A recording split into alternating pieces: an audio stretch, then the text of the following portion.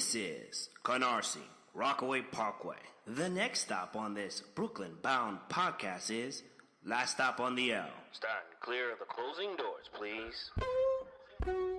It's your boy Juice, a.k.a. The Juice is Loose. Studio 231 is located in the beautiful and trendy Lower East Side of Manhattan with studio rates and full studio setup.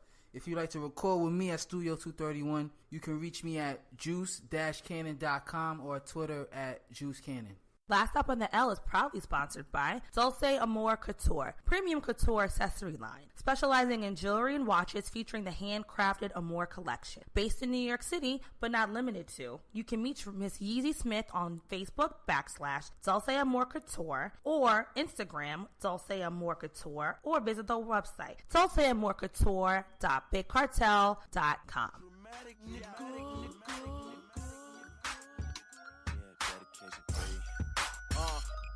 Well, alright, here I go. I'm a rapper turned singer, and you can tell that he smoke, but I don't need my vocal cords, all I hit is C notes, N-E-R-D flow, I spaz if I'm pre-voked, I'm about to change the fucking game past the remote, money is everything, and it's every other thing, I'm part of the choir, that's the motto that my brothers sing, cash is the right now, women are post-game, moneyoverbitches.com, check the domain, it's coming too soon, album on the way, people ask me if I pray, I say yeah once in a blue moon, oops I mean a red moon, I did it again. Let me leave a station for your blood affiliation. I say heavy metaphors, flow so overweight. I could wrap around these other youngins like a cobra snake. Frostbite, drizzy nigga, nobody as cold as Drake. Keep your ass in line, don't be trying to roller skate. Fuck all the discreet shit, I get on some deep shit. I am 21, tell me who do I compete with? I'm on my elite shit, you can tell I'm real cause I'm getting hood love and I ain't even talking street shit. Young angel, young lion, I'm gun trying. I'm just doing who's drinking cause I'm buying. It's on me, everything Welcome is back on to me. Last Stop on the L. Like Yo, Twitter was on fire this weekend. My God. I was out here doing I was out here making movements. I was at the Nets game. What's up? You know what I'm saying? I wasn't in any good seats, but whatever. I was there. Are any Nets game seats? That is also true. Wow. Nah, they trash. It was true. Blasphemy, son. Yeah, it was the Nets versus the Wizards. John Wall just showed up that day. I don't know if he came to work, but he was there.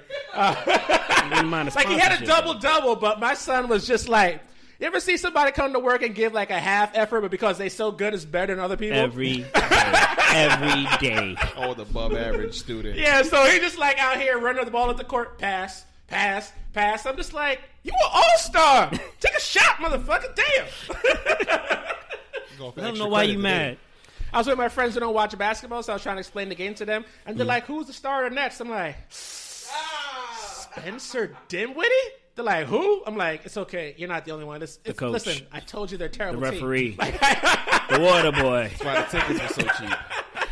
Shout out to Spencer, though. He signed his contract this week, $34 million. Woo! Yeah. He got that come up. He was coming off the bench. Now he about to come in through the front door. Legacy money, goddamn it. Yo, it's your boy Danny Ocean, DWNY-OCION, checking in with you. Gonna let my co-hosts introduce themselves. It's your boy Chris from Highbridge. We back in this bitch. And we got a special guest. Go ahead, girl. What is the fuck? Guess who's Gazette? On stage. She remind me of Shine. I got something to say. Oh, shit. She remind me of Shine when he called from prison to rap. Oh, shit. Oh, my God. Damn. Yo, you Bobby Smurder rapping on to that 6 I saw right now. Yo, let me get these bars off real quick. You making mixtapes from the streets? From the streets of deep. I can't hear Mike up over all these racks in my hand. I'm sorry, what? Oh, wow. It's all right. It's your boy Mayhem Mike saying keep the same Wakanda. energy 2019 on. You know what I'm saying? I'm trying to run toward my goals and my racks like Kanye West running away from photographers and all that shit. You know what I'm saying? That's all right, Vonna. Come see me in these streets. Pew! He was talking spicy in them tweets, though. Woo! Spicy. Real spicy. Then the sizzle came at him. He's I want no smoke. I am vegan. I'm a raw foodist. I don't even want vegan smoke. What do you even call vegan smoke? Lightly filtered clouds? I don't know. Now, let's get into the fuckery of all the shit that happened this weekend. First, actually, we'll go to an older story because once again, our homie in the time that we were gone made the news in an unfortunate way.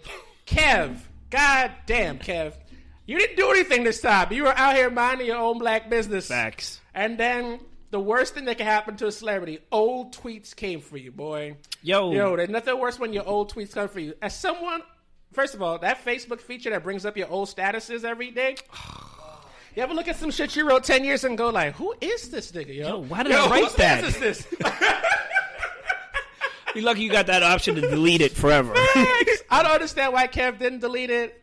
So if in case you didn't know, which I don't even understand how you don't know at this point, Kev was supposed to host the Oscars. It was a lifelong dream. People brought up some homophobic tweets that he got off. By the way, I know he said they were jokes, but if you read them shits... You're not jokes. Whoa.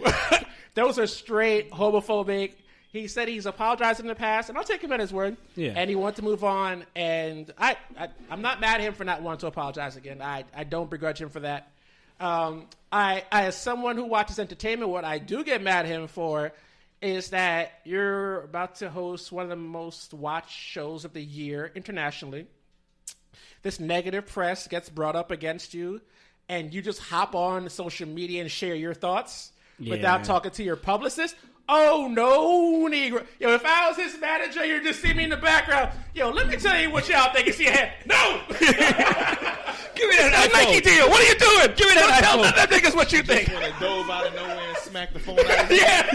You want to tell somebody you think? Tell me what you think. Tell me what you think. Fuck this. Yo, Kevin Hart will be back. We'll talk to you later. Just see me wrestling the phone in the back. Yo, give me the phone. No. No, let's talk about it because they also brought up some old tweets about what he said about dark-skinned women as well. And I was like, oh yeah, okay. First of all, that was just people waiting in the cut for him. Yeah, I know. That was just like, oh, we get to go into Kevin Hart today. Oh, today's our day. Tell you about this. I got time, right? They got their archive screenshots, tweets and shit. I got a whole folder for this. Like, damn. So like, I agree that although he ended up apologizing anyway at the end after everything, which makes no sense. Take your ground, bro. I do feel like he handled it wrong. I feel like he should have he's like, listen, I apologize. I'm going to apologize again because you know what? At the end, the long game is better than the short game. That's what I think, honestly. He should have put his pride aside.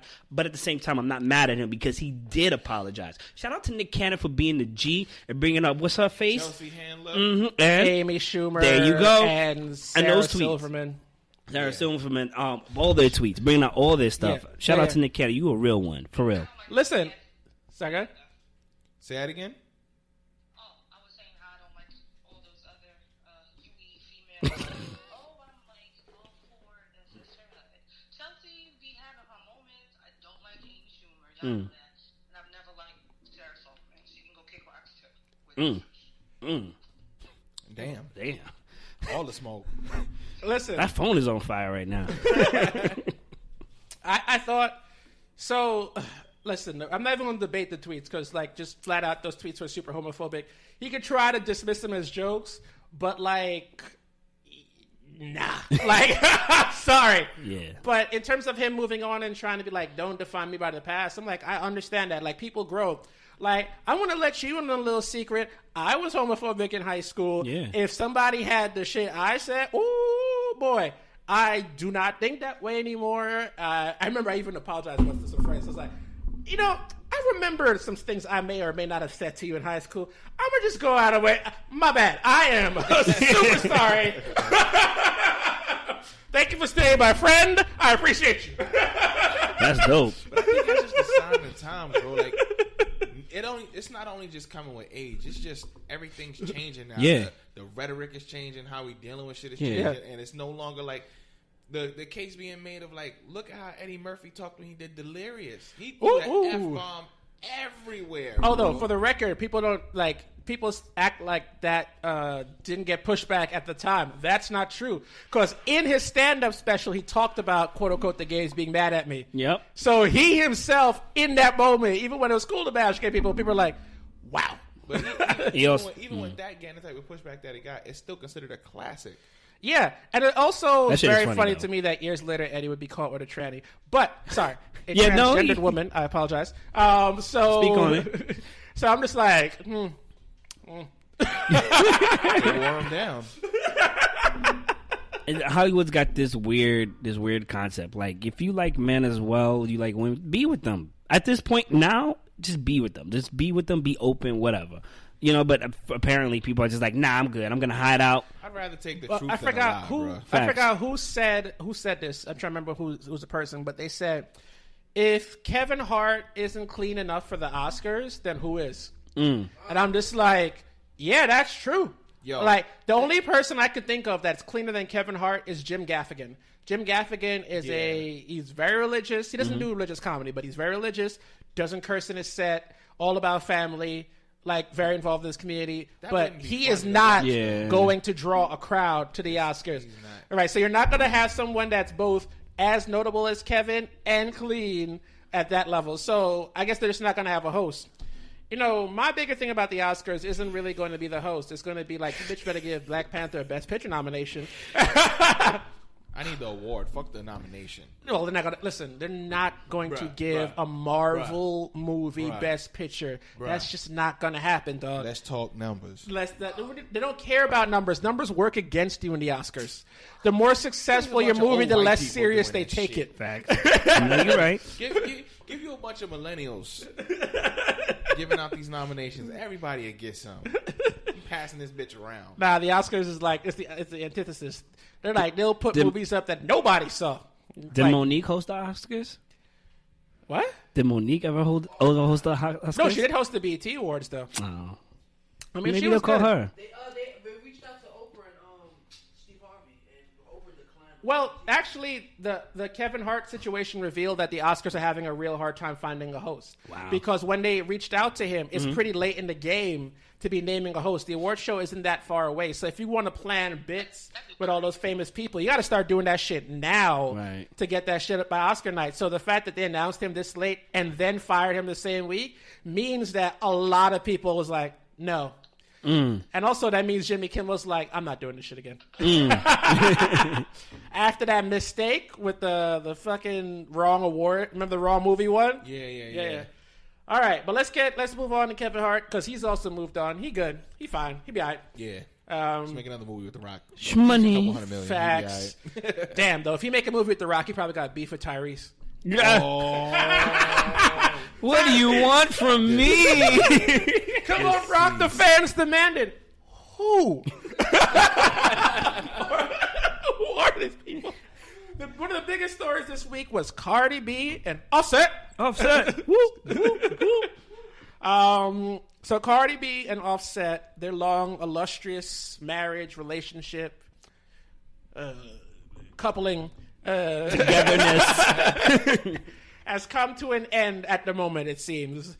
Cardi B recently announced she's getting a divorce from her husband, Offset. They have one kid together. And Offset has not been taking the news well. My favorite tweet that he said is "Y'all won." I'm just like, I love the way he said that. I love he's not taking the news well. When my son said "y'all," I said, "Yo, this right here is a legend." Yes. Right? Because he out here hoeing, and he's just like, "Y'all did this." It wasn't my texts. It wasn't my videos. It wasn't court cases that involve potential people that I'm not going to talk about. Damn. Look at these texts right now. It was y'all. And then it was his birthday this week. He got drunk, got on IG, talked about missing his wife. I'm not mad at brother for missing, your girl, mother of your child. Mm-hmm. But then this weekend was Rolling Loud. In case you don't know what Rolling Loud is, everyone that hates mumble rap, Rolling Loud is not the place for you to be. That is the new rap showcase. That is their mecca. It's in Florida, I forget which city, and all the big young artists, that's where they perform. The opening acts actually tend to be, like older heads, which is funny. Like Currency was like one of the openers. Yeah, Currency. And Cardi B was the headliner this year, and Offset interrupted her set to... Offset interrupted her set. Offset walked on set. Interrupted her set to try to apologize and win his wife once again. And Vonna has some thoughts on that. Shout out to that man, first of all. Vonna, do you want to share your thoughts on Mr. Set, as some of the white folks call him, interrupting his ex-wife's set at Rolling Loud. Well, first of all, I was pissed off at the fact that he decided to immediately be all remorseful right after she was like, oh, it's over. And in case he didn't know, I'm going to make a public announcement about it so there's no misconstruction.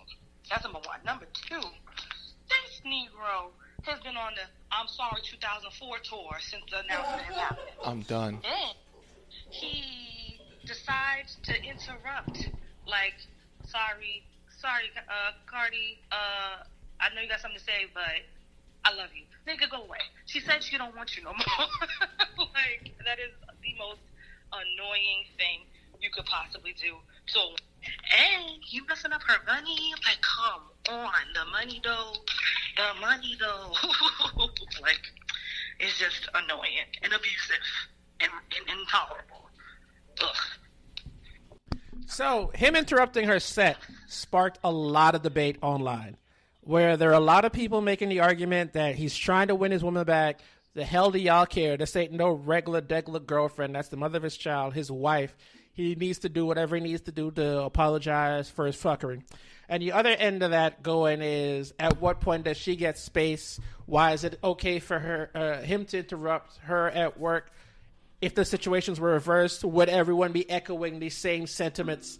And that was basically the debate. I'm not mad at him trying to win back his wife. The IG video, the drunken IG video, I wouldn't have did it, but I'm not married with a kid, so I'm not going to tell you how to try to rectify that situation. Though the interrupting the stage show, I'm like, oh, come on, dog.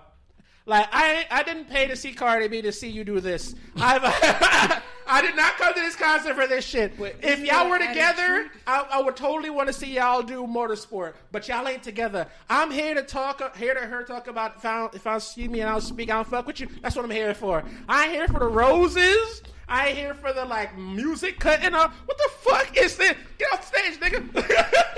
But then, like, everybody watches their life play out on IG anyway, and then you get a live stage show of this shit. No, I ain't here for this shit. Half of them were, bro. Like, people booing? There had to be. I don't know. First of all, it's a mumble rap concert. Half the crowd's high, so I don't know if they booing or present mentally. They thought they might have been watching IG, looking at this shit play out for real in real life. They're like, hold on, wait. My phone isn't in my hand, bro. Some good ass edibles. What the hell did you put in these shits on? But if it wasn't an audible boo, like, nobody was objecting to this shit happening because you're literally watching these people. Like, they overshare everything in this generation, bro. 1,000%. So, him making a public apology, her making a public announcement that they're not together, and then him making a public apology on a stage. She might have been pissed about it, but everybody else... Oh, she was pissed. You could read her body language. To Vonna's point of he's fucking up the bag, how? They just added fuel to her fire. Yeah, nah. Now everybody's... I'm not comfortable with people popping up in my workplace. 100 more thousand followers. Listen, yeah. I get that they don't do a regular job. I'm just not comfortable with people. What do you mean she's not there to be ogled at? She clearly is on stage to be ogled at. Not in that. Oh, fire! She got upset and hung up on the. That's the cheek. We're like newscasters. All right, that's the one drawback of, like, touchscreen cell phones. You can't really hang up on a nigga no more because you gotta. Like, you can't flip the phone slash. It's like a goodbye, dude. that's not as, like, rewarding. Nah, man. Back in it's like, bitch, bang. I'll just say, like, I don't think he messed up the bag, only because unless it's in the contract where it's like any interruptions. Oh, she's back. She's back. Okay. Say that again. I feel like you hung up on me on purpose. No, well, what were you gonna say? Go ahead. I was saying she's not that kind of ogling. She is that. Her whole stance is be independent, love hard, be real. That is her stance. If she allows him to do these things, first of all, let's backtrack. We have a very similar instance with the whole thing of is it right to propose on someone's graduation day? This is the same thing.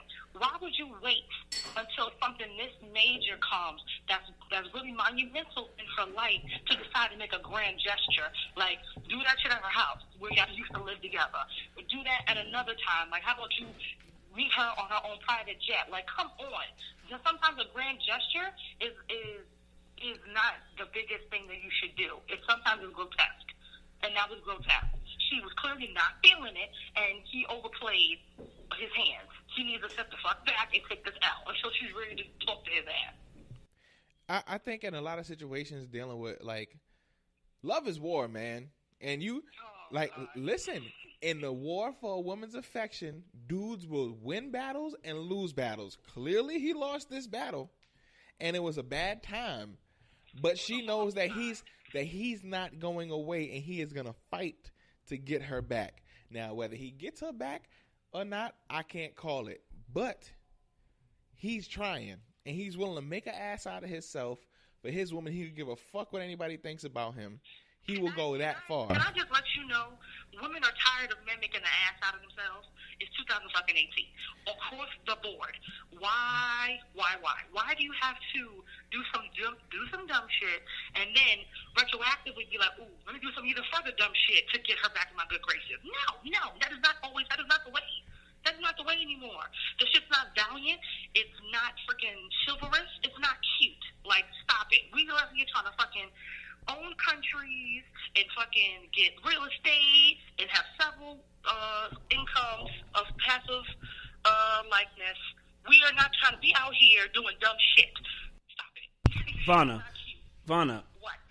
In the creation of man, ever since there was a mistake being made, there's always going to be mistakes being made no matter what. You understand? I'm not saying that mistakes need to be accepted more. So I'm not saying that his cheating, or even though he didn't commit, but it seemed like he was going to cheat. You know, I'm just saying, let's call the facts, right? That it should be fully accepted, I need him right? in my corner in the future when I'm out hoeing. Facts. So where's the receipt? Facts. You got a GPS tag? So let's address some things. First of all, right? Men have been taught subliminally and otherwise that if you do a grand gesture for the woman, it's accepted. Now, if you don't want that grand gesture, it needs to be told from the get-go. Understand? Go back to the graduation. Think about the graduation. Listen, think about it. The boy. Plenty of times, women be like, "Nah, you don't got to do all that." And I can understand how back in the day, maybe about 15, 20 years ago, women played this demure, coy-like persona to make men feel like a man. Nowadays, y'all can feel like men and be whole people without us having to validate that. I feel like at the end of the day, why do you have to go out and kill the biggest bear with the head chopped off and bring it home? See, but like making a man feel like a man comes from his woman or other partner. Real talk. And making a woman feel like a woman comes from the man or her other partner. So it has to give and get, honest talk. So then, like, here it is. There are certain things you may not necessarily want. Like, for instance, I found out there are certain people in my life that don't like surprises, right? That blows my mind. But you know what? They let me know beforehand. If you don't like surprises, then I know how to act accordingly. With that boy for the graduation, he didn't know that. What he did was he felt love. He wanted to share that love. The whole family was there. He wanted to proclaim that I want you in my life forever in front of your family, and this is your day. And more people were they were more focused on the fact that he supposedly took the shine away from her, when he's like, no, this is all about her. She graduated. I forgot what degree she got. She graduated. She got a degree. And I'm going to marry her and do the best I can. And he wants to enhance the moment. Right. That's it. It's not about him. It's all about her. But again, how? It's not about him. She's not proposing to him. It is about him in that moment. He's making it about him when he's taking a spotlight and shining it on his mistake. It's a moment where she's supposed to have her first headlining concert. Oh, you're Cardi. Making it about the moment that you fucked up. This isn't supposed to be your moment. You already cheated on her. You publicly embarrassed her. And by the way, I'm quoting him, not like just saying shit. This is what he said. He said he publicly embarrassed her. Infidelities and all that stuff was public. And then in a moment to be one of her biggest moments, like headlining a major festival, you then get on stage and once again Instead of her success, you make the moment about you. Because in that moment, it's not about your relationship. It's about what you did. All the flowers are about forgive me, like take me back. It's about you. And I understand the grand gestures to win the girl. If that works, hey, do what you fucking need to do, goddammit. But in that moment, in that moment when you look at her reaction, you can tell instantaneously that, first of all, she was about to become, I can't say her name, I don't want to cast a spell on this room, but she was about to become Cardi B from Highbridge. Yeah. And that she had to gather herself. Damn. She had to, remember, look at her reaction when he first comes up. Fine. She pulls out the finger, and then she was like, I'm on stage, I want to bring it back in. Okay. And I'll go with you on that one, but from a couple that shares just about everything together, he's been conditioned in a way like, yo, I need to do this for her, and I want to do this for her in this moment, so that way she can understand how sorry I am. He didn't see it any other way. So that makes perfect sense to me, because, like he just said, that key word of conditioned. Right. Everything that he's done for her has been grand, and Facts. for millions of people to see. The truck, the proposal, the baby, the relationship, the vacation getaways, just the random moments that they have, just like, chill. Get out. Her just, that's my baby father. Da, da, da. Oh, I'm gonna suck your dick once the video's over. Like, yo, she's literally said, you fucking me tonight. She be G-checking shit, right? And oversharing. All right, cool, but like you said, conditioning. I 100% agree with you. I don't really have an argument against that, except for one thing. All of those things happen when they're in a relationship. The relationship is done. He's fighting for that. I know, but two people need to fight for that. It's just him throwing rocks at the window. Do men ever really understand when a woman quits? They do. Hold up. Wait, this is the moment that they understand. But me and Mike had this conversation when we were talking about surprises, speaking about how women double speak. Yeah, you're 100% right. But hold up, I'm quoting Offset here because I'm not like right. I'm gonna quote what the brother said 5 hours ago. All of my wrongs have been made public. I figure it's only right that my apologies are made public too. So that speaks to your conditioning, right? Mm-hmm. But he knows in that moment that did not go off. He didn't know, but he didn't know before he went there. I'm quoting him. He said, a nigga was just trying. Thank God I ain't got no balloons. Sheesh. Those are his words. You know what that sounds like? No, wait. You know what that sounds like? I shot the shot and missed. Right. At the buzzer. Right. I'll add on to that. I'll even add on to that. You know what that sounds like? That sounds like afterwards when he left that stage. He got reamed. Right. That people made him see his error. This didn't go as well as I thought it was going to go. I feel like one of his boys was on stage. That was bad and you should feel bad. Like when he came backstage, they were all like... he was like, it wasn't good. He went from like all smiles and cheers, like, did it work? Hold on. What I do want to address is, I'm not saying that she needs to forgive him. I'm not saying that at all. However, what I would like for people to stop saying is he being stalkerish and being toxic in that sense, because all he's doing is really fighting for his love. He's not on some, because for him to be more toxic and more stalkerish, he showed up at our house, he'd have done more so, he'd have followed her on tour and all this other stuff, and he could be constantly tweeting, constantly going on Instagram and all this other stuff about her. Granted, he has done that, but it's not to an extent where it's an extremity. Extremity. No comment on that. Don't look at me to comment. I'm looking at Vonna. I got no comment on that. Be to an extreme for people to understand that it's abuse. If I'm telling someone to leave me the F alone, leave me the F alone. That's abuse. Me saying I no longer want to talk to you unless it's dealing with my child means I don't want to talk to you unless it's dealing with my child. Now she has to decide whether or not she wants to get a restraining order. Because I'm pretty sure she's thinking about it because she's fucking tight that like, come on.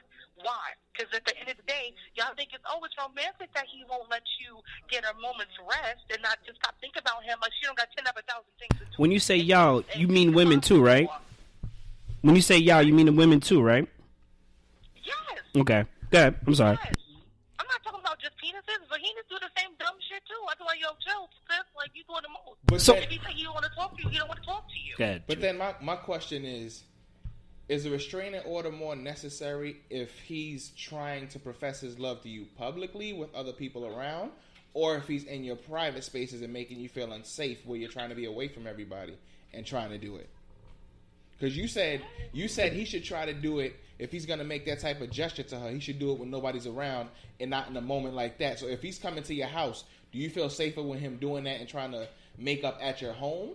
Or do you feel more safer when there's a whole bunch of people around and he know he can't do no crazy shit and he's just trying to profess his love publicly? I am not questioning her safety. She got enough people around her where her safety should not be, hopefully, a problem. I'm talking about the annoyance and the emotional abuse that is going on. Most guys win women over by being annoying. What do you mean? The first act of a guy's love to a woman is hitting her as a kid. It's like, why? And vice versa. He likes you. Vice versa.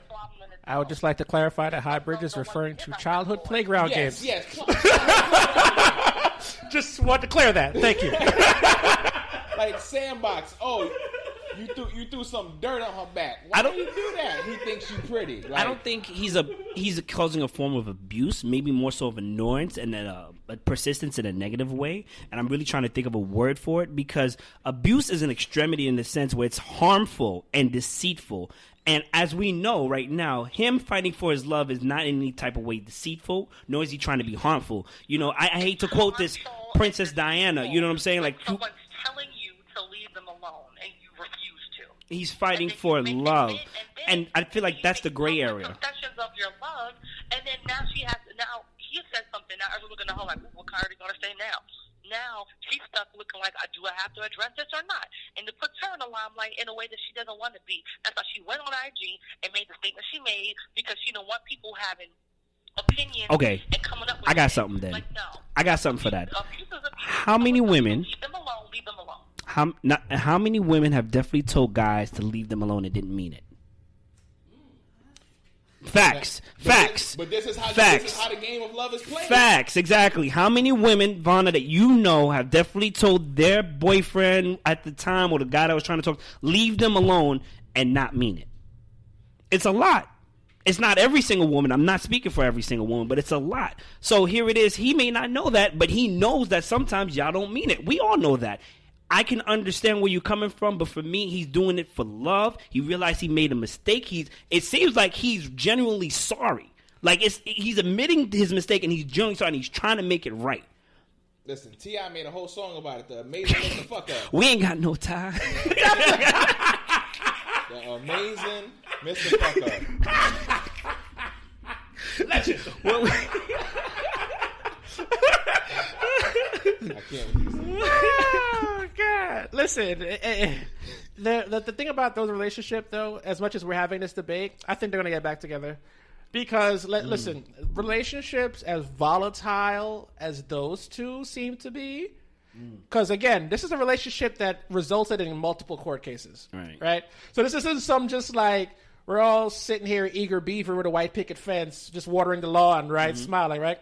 Relationships as volatile as them tend to not break because there's a they match each other's crazy. There's a codependency, yeah, if you will, the dependent. And, because they're so their worst qualities and their best qualities are so yin and yang. It kind of brings this horrible link that makes it hard to break. So if she does leave him, I'd actually be super surprised if the divorce fully goes through. Not for nothing. Personally, an example of that, because it's a rhythm, but not for nothing. The rhythm that fell off like that was just like that was Nas and Khalees. Look how long they were together, and look how long and like this like crazy their relationship was. Like how they described it. They were not good for each other. They weren't, but look how long they lasted. You know, They don't do it. right? Yeah. I mean, I'm just gonna say, like, you know, I really hope they work things out. Whether they get I can be honest. I really don't. No, I feel like you know what I'm saying. I feel like they're In a healthy way. I would hope so. I definitely want to address the issue about like people in the music industry and the Hollywood industry getting married within like a year of knowing each other and whatnot, because you know we're in the same industry. We think how we know. You know, you got to get to know a person within 2 to 3 years. It don't change depending on your status level. It really does. It's the same thing.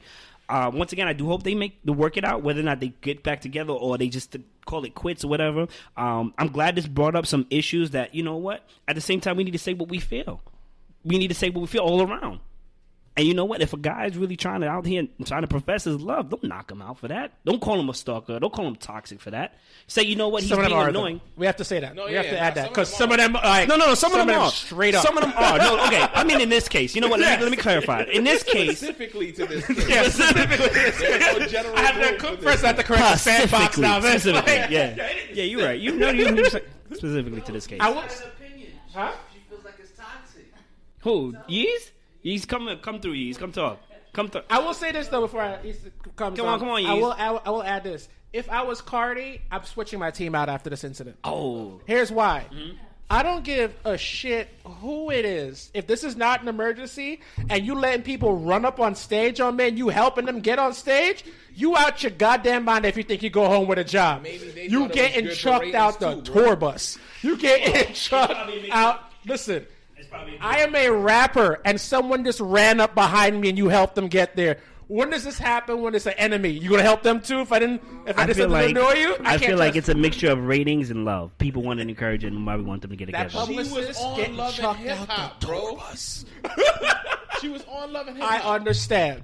What's popping? So we got Issa. Issa wants to drop some jewels on us. Nah, I just felt like it's very intrusive and applying pressure to the situation to do it like within that moment or at all. Like give her space, let her evaluate whether or not this is what she want to do. Trying to force it, especially in a moment like that where she's trying to get her money, I felt like was very inappropriate of him to do that. And then on top of that, for everybody else, it puts her in a position to where she feels like, okay, well, everybody's looking at her like, okay, Cardi, make a decision. Are you going to take him back? Like, you know, like why should she have to feel like that when she's trying to genuinely do her job? It's not something that's right, and it's not something that he should have done when he messed up in the first place.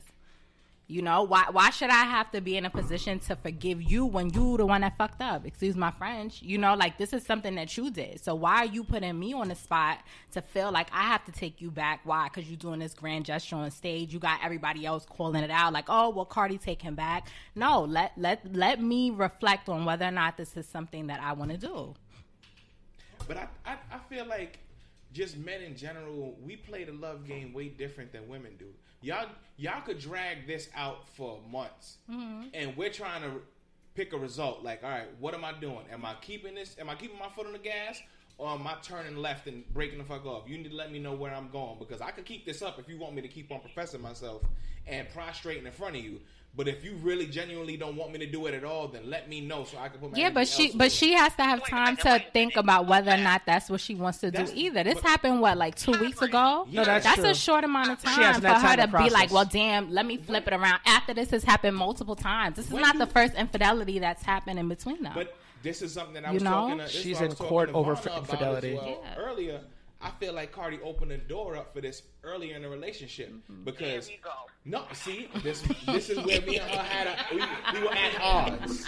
We were at odds because I'm like, listen, if she opened the door for this earlier and she knew what type of dude she was getting with, and it seemed like she was okay with the lifestyle they were living up until this point.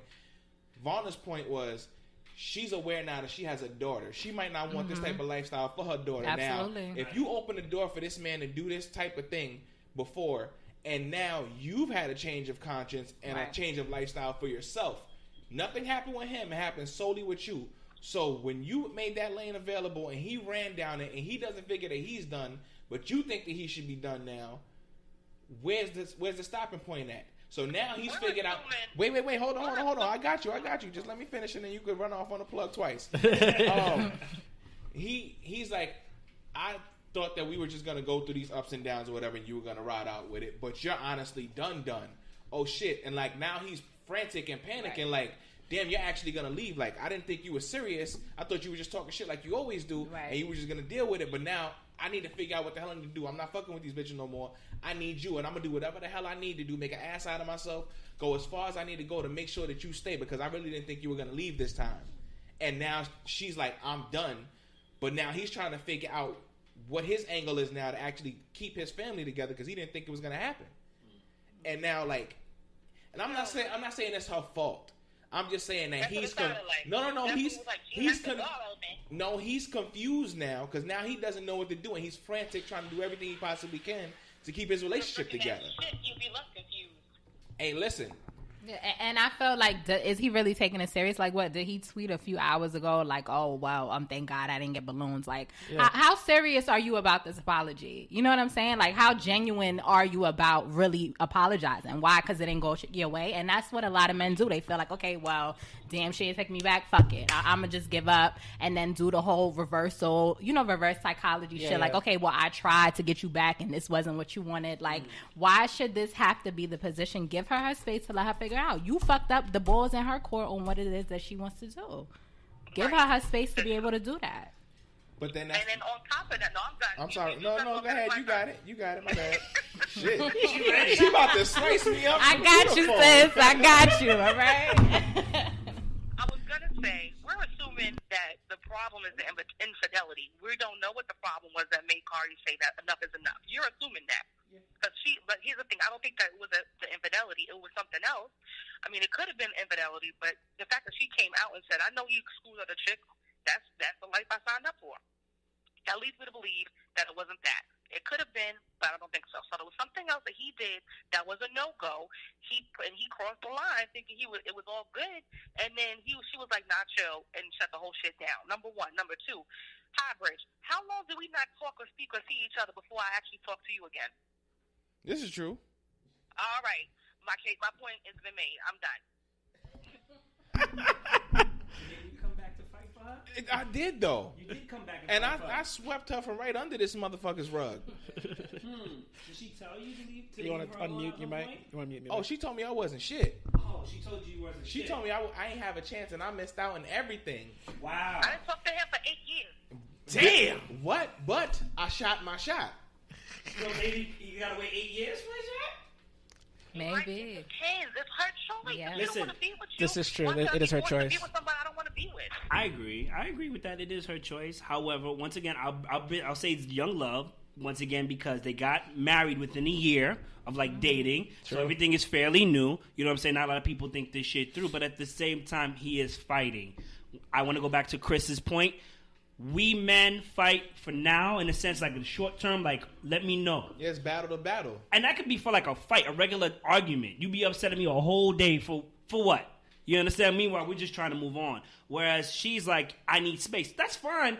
I feel like 2 weeks is kind of space, but I'm not saying she has to make an exact decision right then and there. But it could have been done. It's not like he was calling down her phone, chasing her down and all this other stuff. You understand? I felt like it's not as serious, but I understand where you're coming from. There needs to be a talk. Nothing that he did was inherently dangerous publicly. There you go. We don't know. Right. To our knowledge. At least to our knowledge. Yeah. But I mean, he's not chasing her down while she's driving or getting chauffeured to the show, honking the horn, yelling, Cardi, I love you on the side of the road, going 90 miles an hour. Listen. A mental and emotional attack is just as damaging as a physical attack. Don't give me that bullshit. I'm sorry. If I tell you to leave me the fuck alone, leave me the fuck alone. Yeah, and I think it's manipulative.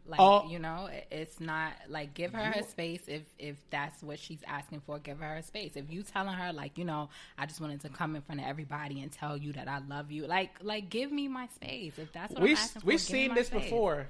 Remember when Robin Thicke and Paula Patton broke up, and Robin I don't know what Robin was on at that time, but it had to be a lot of stuff. But remember he dropped that whole awkward, cringy album by her? Y'all think that's coming with some Offset bars? We're about to get Offset sing the blues. Take me back, skirt. It's all going to be mumble, so. Quavo on the hook. He's going to monotone that whole shit. Listen, if that's how he's going to fight for his love, that's how he's going to do it. Hey, man. Let him try. Let him shoot his shot. It's just awkward. Personally, my uninformed outsider view, I would just be again, if I'm a Cardi B, I'm legitimately firing my team because you're not going to let me. You're not going to set me up like that, especially that awkwardly and let that shit slide. And number two, I still think it's weird that he pressed her at work. I'm sorry. I know she doesn't have a regular job, but it's still her job. I don't care. She could have been a park ranger if this Negro showed up in Yosemite with 1,000 flowers. I'm the bear in the bushes going, nigga, no. This ain't the place. I I understand your perspective. I really do. I don't begrudge him for fighting for his girl. I'm just saying in that moment, that rubs me the wrong way. Just like, because I remember when I flipped up my phone, I was just like, wait, was the set over? Wait, he interrupted the middle. Oh, fuck that. But then that was something that I said off air. What type of gestures of affection are okay? I don't know. The good ones, and that's per like relationship. I can't say that out loud for them. That's for them. That's for them in their relationship. No, but I'm saying like the flowers at work.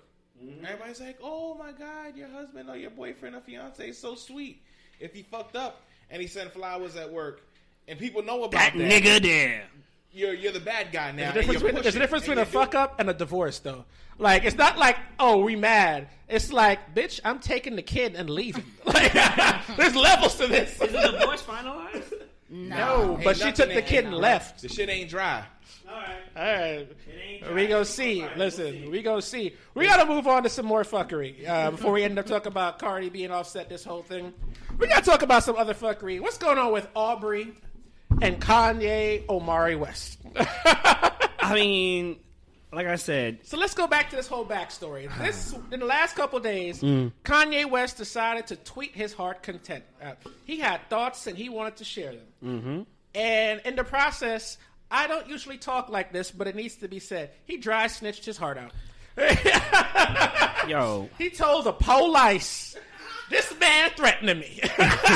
This man threatened my family. He named all his kids. He got his wife. He got the most famous white woman on earth to talk. Don't threaten my kids. I'm like, damn, Kanye. I thought you were from Chicago. Who is this nigga? Facts. He's definitely that kid from Chicago in interviews. How, Sway? You know what I'm saying? I am a guy. Short, Kanye's still mad at Drake. I don't know why. I'm lying. That's true. He's mad because Drake's been throwing subs at him. No 350s around me. And Drake thought that he gave the information to Pusha T, and Kanye's like, I didn't even layer the diss tracks against you. Didn't you produce Pusha T's whole album? Hell yeah, he did the whole album. Weren't you there for mixing and mastering? How you gonna look at somebody in the face and lie like that? How about he had the party? He had the launch party, bro. Come on for the album. Like, don't do that. I hate when people tell easily disprovable lies. Like, I never heard these diss tracks. I saw you on the video bumping to the record. What the fuck are you talking about? Like, what the fuck are you talking about? And then he's basically saying that Drake is a sneaky dude. And then he talks about, basically says from his perspective that Drake did send somebody at Pusha T in Toronto. Which I'm just like, I don't know nothing about that. So, real talk, let's get to the heart of it. Kanye wants attention. Kanye needs money. Kanye needs to stay relevant. That's what it comes down to. Did you know that his 350s dropped this weekend? Oh. That's funny that the tweet started the day before the shoe dropped. I know. I'm feeling to start to notice a trend here. He only does interviews and tweets when the shoe or a shitty album is dropping. Or line. The fashion so the next time Kanye West tweets, I'm just going to know an ugly, rip-torn shirt. One of his tweets was about the 350. Yeah. Oh, by the way, Rosenberg on Hot 97 pointed it out. Ye was not upset about Drake supposedly implying that he fucked his wife, supposedly threatening his family, right, insulting him, but he said, don't talk about them 350s. That's where you get in your feelings? Yep. A man is supposedly implying he fucked your wife and you mad about your shoes? But then, if you I don't understand you, dog. If you take a moment, read. I unfollowed him because once again, Kanye. Growing up, Kanye was one of my idols, who I looked up to in a sense. If you read some of his tweets that's being public, like he's even asking Drake to call him, like, yo, call me, let's work it out. But then on the next tweet, he's like, yo, fuck you, man, like you ain't shit. He's basically like, yo, you need to call me. Also, you my son. Basically, it's like. What? Like, and then when Drake called, he's like, he threatened me. I'm like, what do you think Drake's call was going to be? Oh, I'm so sorry. I should have never done this. My first word is to use a bitch ass nigga. You're doing bitch ass shit, bitch. And I'm going to slap you the next time I see you. And I'm going to tell Don, see that? What you eating, Hellman? Tell all the weird niggas around you. Facts, man. Kanye's off his meds, bro. You know what pissed me off about the tweets? Like, honestly, like, the back and forth, whatever. But he's trying to use mental illness to hide behind for his behavior. I'm going to quote Pete Davidson here. Pete Davidson is someone that suffers from serious personality disorder and bipolar disorder. He's famously had to take medication to seriously address these issues. He's been committed a few times, and he talked about this when talking about Kanye once. He said, just because you're mentally ill doesn't mean you can't be a dick. Right. You still have to take responsibility for your actions. And I'm like, that's exactly what Kanye is failing to do. Like, when he was like, can you believe Drake did diss Kid Cudi when he was going through his shit? What did Drake diss Kid Cudi out the blue? Yeah. Or did Kid Cudi come at him out the wild blue yonder? And people say, oh, Cudi's suffering. If you're having a mental break and you say some wild shit about me, I am not Michelle Obama. I am not going high while they go low. I have a shovel and a scuba suit, and we are jumping into the mud. Let's go. Jacques Cousteau the fuck out your life. Facts. And you be like, oh, I was going through some shit. Cool. Like, I still stand by what I said. No problem, my G. I said what I said. Swing low. No. Sweet. You know what? That's what I'm... It's wild. That's what I'm constantly going through even now. Like, people say a lot of shit. I hate that shit. Like, people say shit and it's because, oh, you know, this person's going through something, or oh, this person's a little older and maybe blah, blah, blah, blah, blah. They don't know any better. Nah, man, keep that same energy. Keep that same energy, so when I meet you there, you either apologize or we gonna scrap it out. Listen. Because that's how people work. You know what you're doing? You're freaking conditioning a toxic relationship on how they treat you. Yeah. Real talk. Kanye West has been conditioned to talk to people whenever his shoe or line drops or whatever. A certain type of way. I hate that. What did Kid Cudi say? He's hiding behind mental illness, and then he's making himself some kind of martyr. Like, he's now the martyr for mental illness as someone who proudly didn't take his medication, talked about it hampered his genius, as someone who obviously doesn't take treatment seriously on any level whatsoever. Why? Now he is the spokesperson for mental illness. Why are we listening to him? That shit is insane to me, We live in this generation where people say different things and other people seem to think they're a genius. There's no proven the fact, nothing behind it. Like, yo, I think the sky, you know, is on the east side and on the west side, and this guy's like, there is no sky. And he's like, oh, he's a genius. No, fuck that nigga. Like, there's a sky, there's clouds right there. Like, come on. Like, I hate that shit. And then he's always like, I'm always about peace, love, and positivity. Fuck Remember when that Negro talked crazy about Wiz Khalifa's kid? Remember how many years he took shots at Amber Rose in his music, even after he was married with children, and then she had to blow him out the water with the whole finger in the butt? Yeah, and then he stopped talking. He got real quiet. Yeah. So because I'm just he knows who to do it to. I'm like, yo, you really are the Black Donald Trump. You make the history that only exists in your head, as if there's no receipts for this shit. You just talk this into existence like we haven't seen you on film do this. No, but tweet this, talk about this in radio interviews. But when he gets confronted, nah, man, you know you're my brother, man. You know it's all love. That's why I help you buy the TV. You know what I'm saying? Listen, every time you see me in person, you know what we call those? Yeah. Teachable moments. Keep that same energy. KTSE. And by the way, this doesn't mean to imply that Drake's not doing some whole behavior either. He does some whole behavior too. 100%. They both not tough. Let's establish that baseline. They both not tough. This is not YG in the game having a disagreement. Okay. I'm sure a nigga with the hair all wavy. Fuck out of here. You know what I'm saying? This is Aubrey from Ontario and Omari, Jimmy, the son of Donda, having an argument, right? But if you're going to talk this spicy on Twitter about somebody and then implicate them in crimes, mind you, and then when a reporter asks you a question, you run to your car, I'm going to need you to shut the fuck up. I'm going to need you to shut... If you can't answer a question, I can only imagine how you're going to react when you see Drake in person. That motherfucker's going to cry. He can run. Oh, God, he going to sing me a song. I might die. I didn't read all the tweets, but I remember vaguely one of them saying, yo, bro, you live too close to be talking that tough type shit. I was like, wait, you about to go down there and ring his doorbell on They his are mansion? Neighbors. They are neighbors. And, like, run down on him? Yo, they are. Remember when in great Calabasas line when Drake said, I see Kris Jenner, I beep twice and I wave.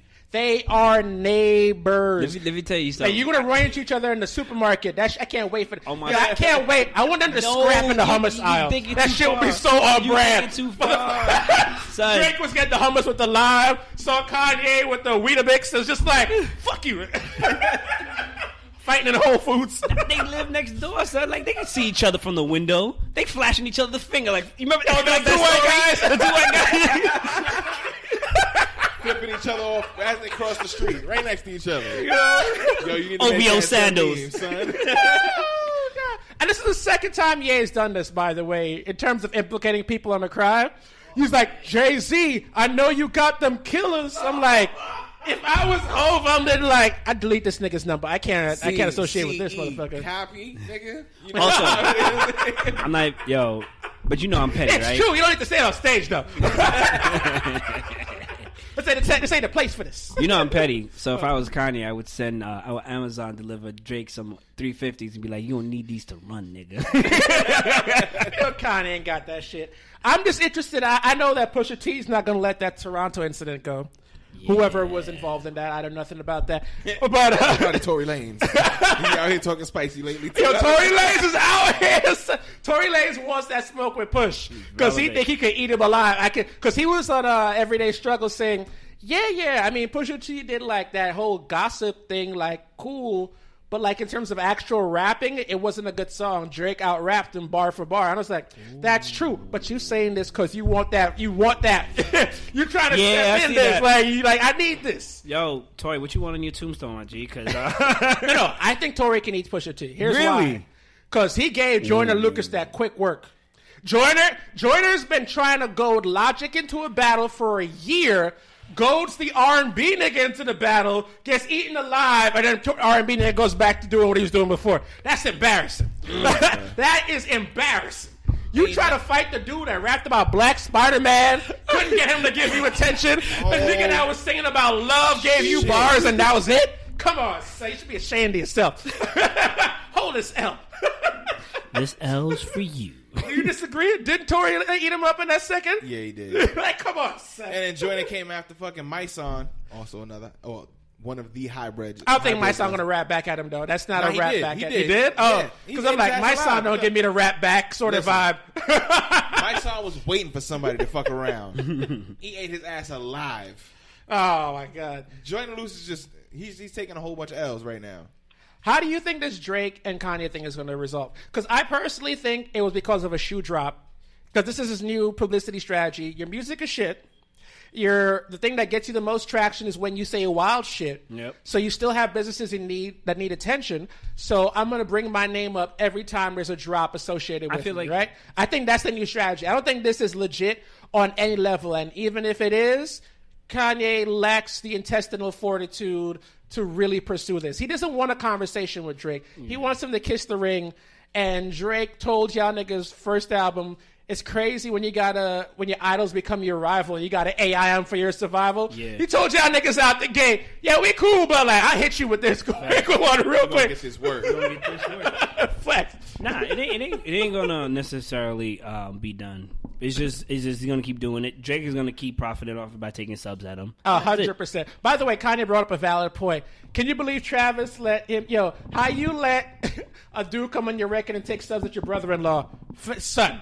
Y'all niggas ain't cool. I mean, by the way, and your brother-in-law's your label CEO. Y'all niggas ain't real. Trav probably on that phone with Kanye to explain the subs. So I wanted a #1 record, and Drake agreed to rap on it. Right. And that was the end of it. And he's like, but he was taking shots at me, and Trav's like, okay, you're right. Let me explain this again. I wanted a #1 record. He's just like, yo, get in line behind Nicki. She got one to run the fade too. I put a roller coaster in my whole tour because of this nigga. Yo, thanks. I'm just happy that Stormy didn't get involved in this beef because last time she was catching subs. Like, that baby was out here beefing. Facts, son. It's going to be an awkward Thanksgiving at the Kardashian household. Yo, to see Kylie. Hey, Kim, fuck you, bitch. Damn. Yeah, what did I do? Motherfucker with some makeup and people getting their feelings. Fuck that bitch. I'm richer than both you and your husband put together. Shut the fuck up. Facts. Ooh. But this Kanye Drake thing involved people that ain't got nothing to do with this shit. Because Nicki Minaj came out the Wild Blue yonder now talking about mental illness. I'm like, are you going to use this excuse now too? She beat up all She's like a boxing champion that's done with fighting. Real talk. Is a boxing champion. Facts. Bro. It's all facts. cement, son. I can't. Facts. Nah. She put. That's how she putting people out of the commission. Safari. She beat Safari into submission. Meek Mill ran. You know what I'm saying? We haven't heard from Roman. You know what I'm saying? Now she got a sex offender boyfriend who look like he'll do the time. You know what I'm saying? Real quickly, we're gonna talk about that. I'm not talking crazy about it. I'm just like that's a regular dude. Like that's the regular hood dude. Oh yeah. So I'm just thinking to myself like, homie did some time for manslaughter. And then you know the whole raping a girl. This is why her and Cardi can't get along. They're the same person. They're the same goddamn person. You cannot be two people with that sort of personality in the same room and be cool. It doesn't work that way. I mean, like, the only real difference between her and Cardi is that Cardi will actually fight. Facts. Nicki has somebody fuck you up. Yeah. Yeah, Cardi will fuck her up, though. I seen old videos of Cardi pulling up to the PJs to run that fade. Yeah. Her sister. Niggas know what it is in Highbridge. When you roll up in Webster, you better be ready to get down, bro. First of all, that would have been a scary sight because they ain't that tall. So they hopped out that car. I'm like, damn, what are y'all? Both of y'all combined like 6 feet. What? And y'all trying to square up? She gonna stand on her shoulders like the little rascals. Put them up.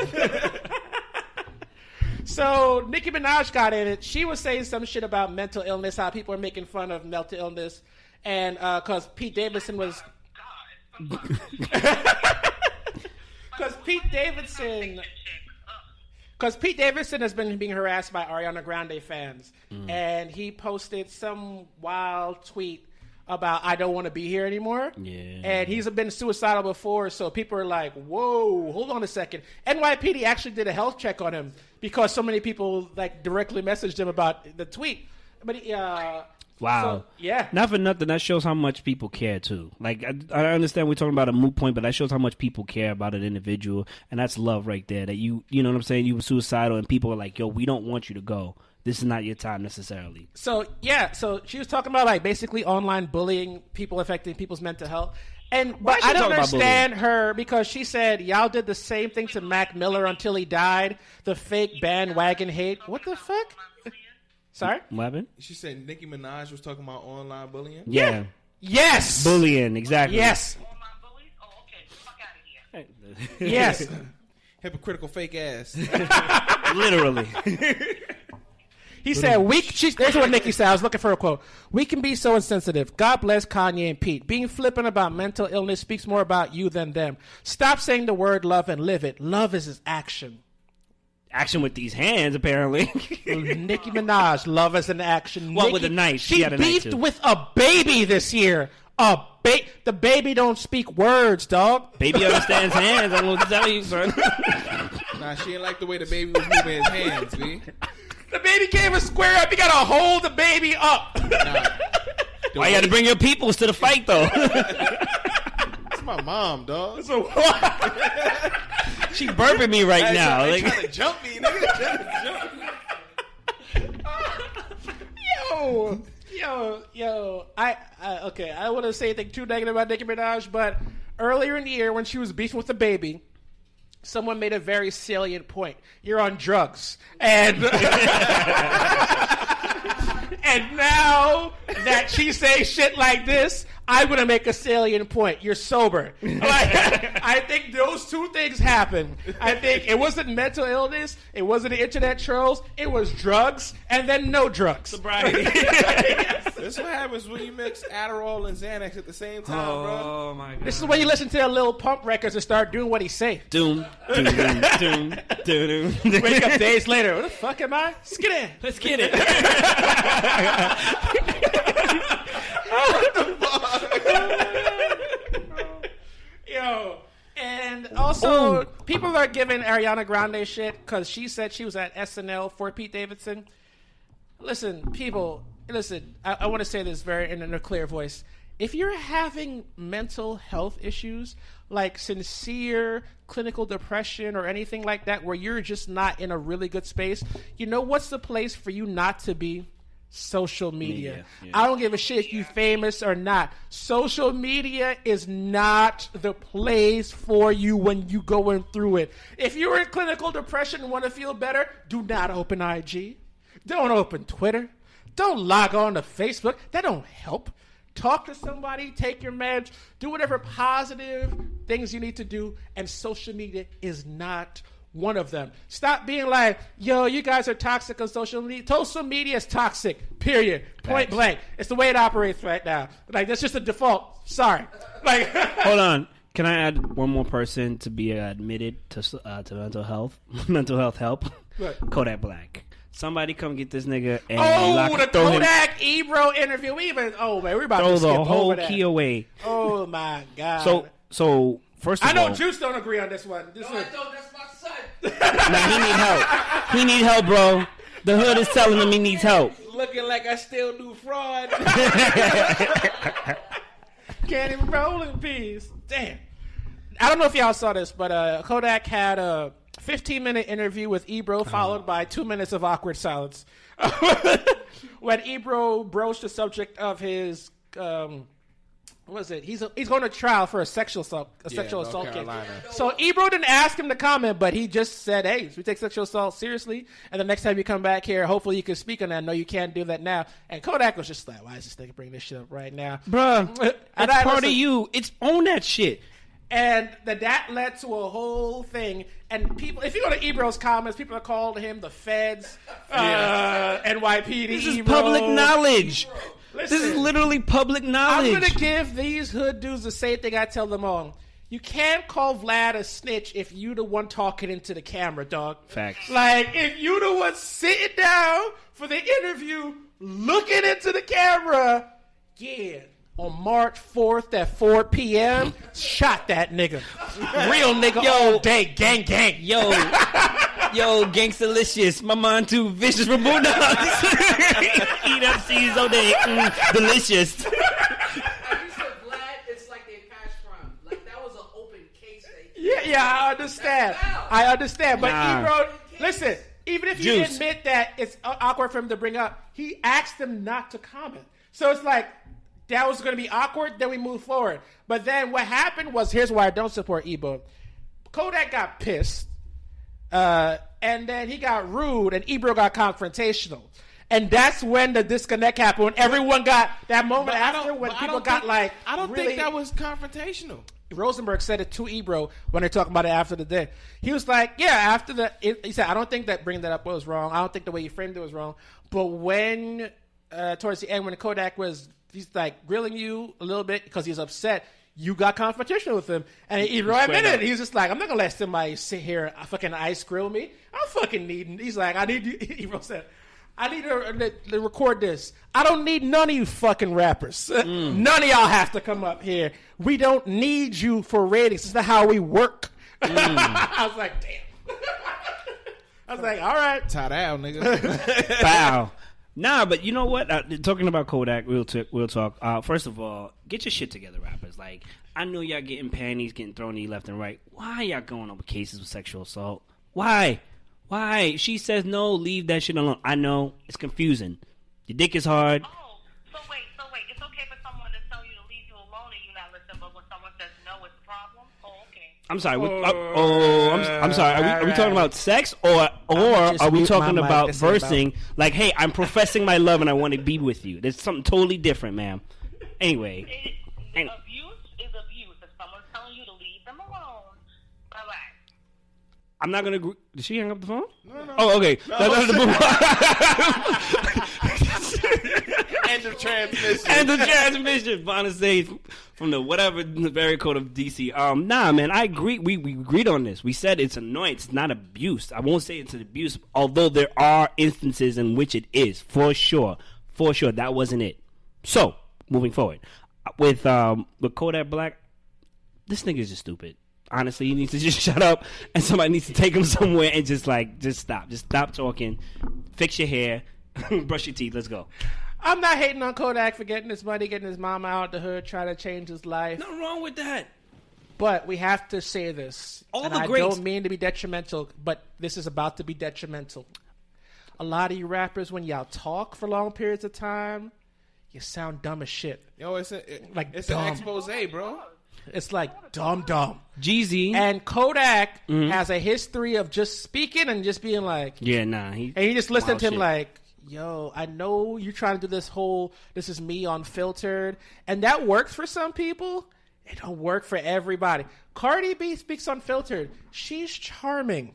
Like, people like her when she talks. Even white people that wouldn't have liked her if she wasn't rich like her when she talks, right? Right? When you talk, Kodak, you just like... The first, remember the dark skin comment a long time ago? Yo! That's your son, though, Juice. Yeah. We all human, B. Juice. We all human. Juice, you on a fast sinking ship. We trying to save you, Juice. Grab the life raft. But when this story came up, I was really confused because I was having this conversation with you. So I'm like, why is he doing a press tour? Like, he has a lot of Instagram followers. He has a lot of presence. I'm not saying he's about to drop his album without promo, right? But if you know you're going to go to media and you have this shit happen, have your publicist go ahead and be like, nah, don't ask this. And if the media says no, all right, then don't do that interview and go to somewhere else. That's basic. That's not me. That's not revolution. I'm not in the industry, and I know that, right? That's basic shit for anyone operating in a public atmosphere, right? So when he's making it seem like he couldn't have prevented this, I thought that was weird. When he got mad that it got brought up, it's basically like, why would you mention this? Your music is your life. You proudly talk about living the shit you rapped about. If your life and your music are one being and you have a sexual assault case, guess what? There's no separation. Guess what? Bruh. Guess what happens? Jay-Z was on trial during one of the peak of his, in the beginning of his career. Remember that? He was on trial for, stabbing Lance on for a lot of things. Let's just say it like that. For a lot of things. Has a rap sheet. Right. Damn, can you pick a time? That's not dry stitching. That is public record. Right. He didn't talk about it until afterwards, and even then he said minimum. Jeezy brought up an issue. What'd he say? Statute of limitations. My son said I was just my flip and onion. Wow, wow, Jay. Wow. Sorry, Lance. I'm just trying to advance my quotes. I'm making you the butt of my jokes. So, if you didn't want to talk about it, you could have shut up. Real talk. That's why I don't like a lot of these little niggas, man. Ain't nothing clever coming out your mouth. You can't even tell on yourself wittingly. Like, there's nothing clever about what's coming out. You just talking. They don't even, like, the feds don't have to sit there and try to decipher none of this shit. They just hit the record button. We're going to play that in court. We're going to play that in court. We're going to play that in court. So you try to deny any of this shit. Play the beat, bitch. Everything's going to come out right there against everything you're saying right now. Can we talk? All right, we're related to Kodak. When Trick Daddy issued that general threat, am I the only one that's worried about Trick? A lot of the internet's worried about Trick. Is he doing okay? Everybody Shit's on good? The internet was like, I think he need to worry about his health instead of trying to fuck with Ebro, because he looked like he's about to pass out at the end of this shit. Word. I'm not making fun of that man. My first reaction was just like, whoa. Like, yo, you listen. Huh? That's like the Trick Daddy went around looking at the gout. He looked like he got embalming fluid in him. Listen. Okay. Trick Daddy suffers from a serious illness. I think he suffers from lupus. Yeah. So it's like he has a serious illness. With that being said, it looks like it's taking its toll. Do not be challenging people to fight as you suffer major health related. I'm gonna live by what. All I'm saying is, he from Florida. Yeah. Them niggas don't fight. Fair enough. But here's what he not gonna do. Sidebar what? Did y'all know Trick Daddy's daddy owned King of Diamonds? Yeah, I knew that. I didn't know that. I think he revealed that in the King magazine. Ooh, let me show my age. Listen, if you wanna watch some wild shit, I'm not making fun of you. I'm not making like any kind of crazy statement. This is just a true statement. You can watch it on TV. Did you know back in the day, Trick Daddy and Trick had beef? Yeah. You know who won that, right? No, I don't. Trick Daddy came to do a show in Detroit, and Trick is Detroit. I'm gonna just end that conversation right there. There's video of this, and you know how we talking about Cardi B's sets getting interrupted? Trick Daddy's set got interrupted by the crowd. Listen, I'm gonna go by what 50 Cent says. Trick Daddy's about that life. I'm just saying, at this moment in time, I don't think that's a smart thing to do. Do not be What about 50 this life say? in this I moment. try not to say something the DA might want to play in court, but 100 niggas down like it's a sport. All right, cool.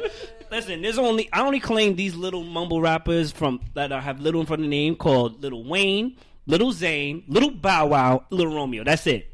That's all the littles I claim. Romeo? Yes, he was a rapper at one point, and I had to acknowledge him because I was hyped for the beat between him and Bow Wow. I wanted to see what Jermaine Penn. I don't know. I mess with Lil Baby. I rock with that dude. He good. He good money. Now you not cool with him? You know, you hear those crickets, Yeah, right? I was about to say, you hear those little crickets, right? Little cricket. He's okay. He's okay. Wow. Yo, you get little cricket. Wait. Boosie, First single was son. Chip Chip. Lil Boosie. All right. Okay. Didn't he change his name? It's Boosie Badass. Boosie Badass. Yeah. Yeah. Yeah. All right. All right. Pac, all that. Listen, Go to Lil the Zane had other most divisive discussion in music this week. The king of R&B, Jacquez, came for his throne, and Twitter was not with the shits. Is this your king? facts, son. Yo, the joke. First of all, when Black Twitter comes for you, man, they hurtful. Oh, are they? You the king of R&B for singing other niggas' songs? Are you serious? Facts. And they brought up that video too. Yo, He wasn't dancing right. Yo. I ain't gonna lie. Chris had it. Bruh. Chris still got it. yo, the debate. People are just like, the actual serious debate was Usher was up there, R. Kelly was up there, Chris Brown was up there. Though Chrissy Teigen said, she's like, "Oh, these jokes are cracking me up." But with all this debate going, it makes me wonder, what music do you guys think John Legend sings? And I was just like, I like you for caping for your man, but no. Ready John to is go cool. right now. I rock with John's music. I have albums, okay? But this ain't the Macy's Thanksgiving Day Parade, okay? This is Yo, Legend Goons are gonna come for us. Sorry. Thanksgiving Day Parade? Damn. I fucks with John Legend a long way. Oh.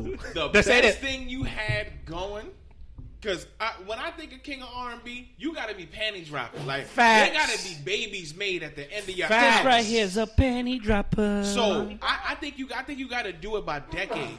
You can't just say it's one person, because Mike had it. Prince had it.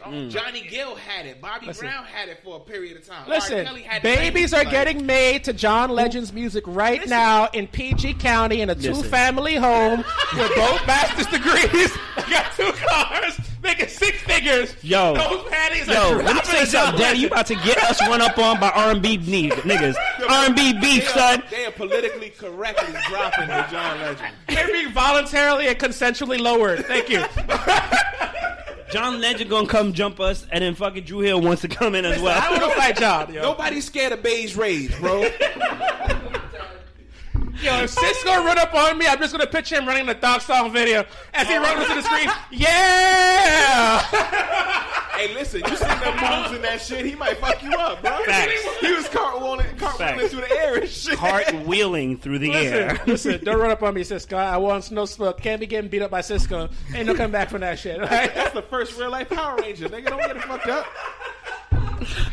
I can't even join you on this one. Nigga said first real life Power Ranger. Yo, could you imagine if Cisco trying to fight you, then you unbutton his shirt, you're just like, nigga, you about to do a show? What are you doing right now? Where your pants go? Why you got on capris and Uptowns? What the hell was that movie with The Rock, when he was in the fucking helping this white dude try to find some fucking treasure and shit, and Ernie Reyes Jr. was in that shit fucking him up? Oh, You know what I'm talking about. Was it What? The Rundown. Yeah. That's what's gonna happen to you if you run up on Cisco, bro. You gonna get that shit like Ernie Reyes Jr. gave to one little thunder, little lightning, bow, right in your face. Listen, but the good news is, if Cisco does hear this and Drew Hill tries to run up on me, I know I'm in a good space because they'll probably fight each other before they get to me, right? Like, they can't agree which direction or who going to kick first. Then they just start fighting. I just mind my business and walk away. Minding my black business. I give it to R. Kelly for the impact he's had and the amount of time that he's had. I'm sorry? I know we canceled R. Kelly, but his body of work speaks, though. Like, real talk. His body of work. It's fucking misdemeanor rap sheet for sexual and nasty shit. Pervy old ass fucking I get it. I get it. Yeah, let me say this right now. I'm not encouraging you to go to an R. Kelly concert or buy his music, but if we're talking about King of R&B, I can't remove him from the conversation the same way I can't remove Mike from the conversation for the King of Pop because of all his long-ass rap sheet. Yeah, so if I'm not going to remove Mike out, I'm like, I got to... I got the same energy. I got to... Thank you. I have completely different energy because entrapment, number one. Number two, I can never record this shit and beat a whole fucking case. I think that was because of lack of technology. Some of those things he settled outside of court. It was not because of lack of technology. I tell you that shit right now. But do you think... Okay, so the conversation... Because people were saying that Jacquez, even after the whole roasting, they were saying that what he actually said was that he was the king of R&B for this generation. But I just found out who the fuck he was 2 seconds ago. You didn't know who he was? Seriously? I knew who he was, but like you had like 2 songs I know. He doesn't have a whole album out. No, he does mostly remixes. That's what he's known for. And you don't even have a fucking discography. Like, shut the fuck down. What I found weird about that claim, because people were trying to give it to him, like, yeah, the young brother can sing, but if we're talking about this generation of R&B, he doesn't make this generation of R&B music. And what I mean by that is this generation's sound is defined by one Canadian dude. I know I'm not talking about Drake. I'm talking about The Weeknd. Like when The Weeknd dropped his shit, the entire sound of R&B changed with him. I know The Dream said that, oh, The Weeknd was copying my shit. I'm like, no, he wasn't. Like, that was a whole nother level. First of all, Dream, you were copying Prince. Then The Weeknd was copying White Boy High on Drugs, listen to R&B because his music be high as hell. All the time. High as hell. Real talk, listening to The Weeknd, and I'm not coming from his craft, makes me want to do drugs. Slit your wrist. Yeah, that's the painful side of love. Yeah. All the time. Plus, his biggest like romantic hits, I'm just like, yo, if you could sing well, some women don't care what you're saying. You just sound good doing it. I can't feel my face when I'm with you. No, not even that. My favorite line is like, I only fuck you when it's half past. He's saying, I only do it when it's dark outside, girl. Like, when we dark outside, you my girl. When it's light out, I don't know you.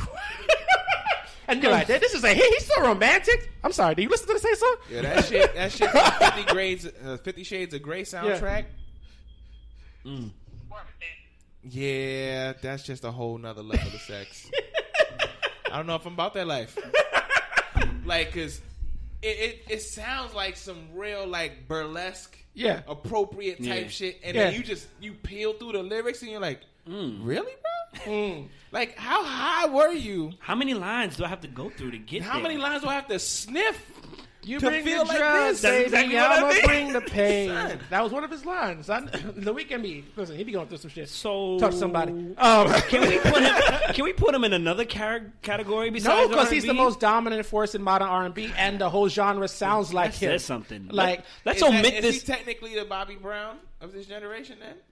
Oh, he's like a Bobby Brown Super Saiyan 1. He has to be Bobby Brown because Bobby was the shit when he was out. Because he was doing R&B music, but it crossed over into pop. So you're right. He could be Bobby Brown. He's the Bobby Brown of this generation. Can we omit this generation of R&B? How about that? Let's just skip over. Let's play Uno card. Skip. You know what I'm saying? Let's go forward. My favorite R&B is actually made by Drake. I know, I don't give a shit. Come at me. I don't care. Like, whatever. Rappers is making the toughest R&B records. Tory Lane's out here auto-tuning his heart out. Like, I miss T-Pain, bro. When you love me, baby. Yo. I miss T-Pain, son. Does T-Pain technically go in that route too? Yeah, listen, there's some people that were surprising that was left off the list. Like The Weeknd for modern people was left off, right? The John Legend, I'm joking, but him not being there is also a little weird, even as an honorable mention. Right. But you know who else got left off? Who? Neo. Really? Niggas was not... the conversation went to 3 people immediately. Chris Brown, R. Kelly, Usher.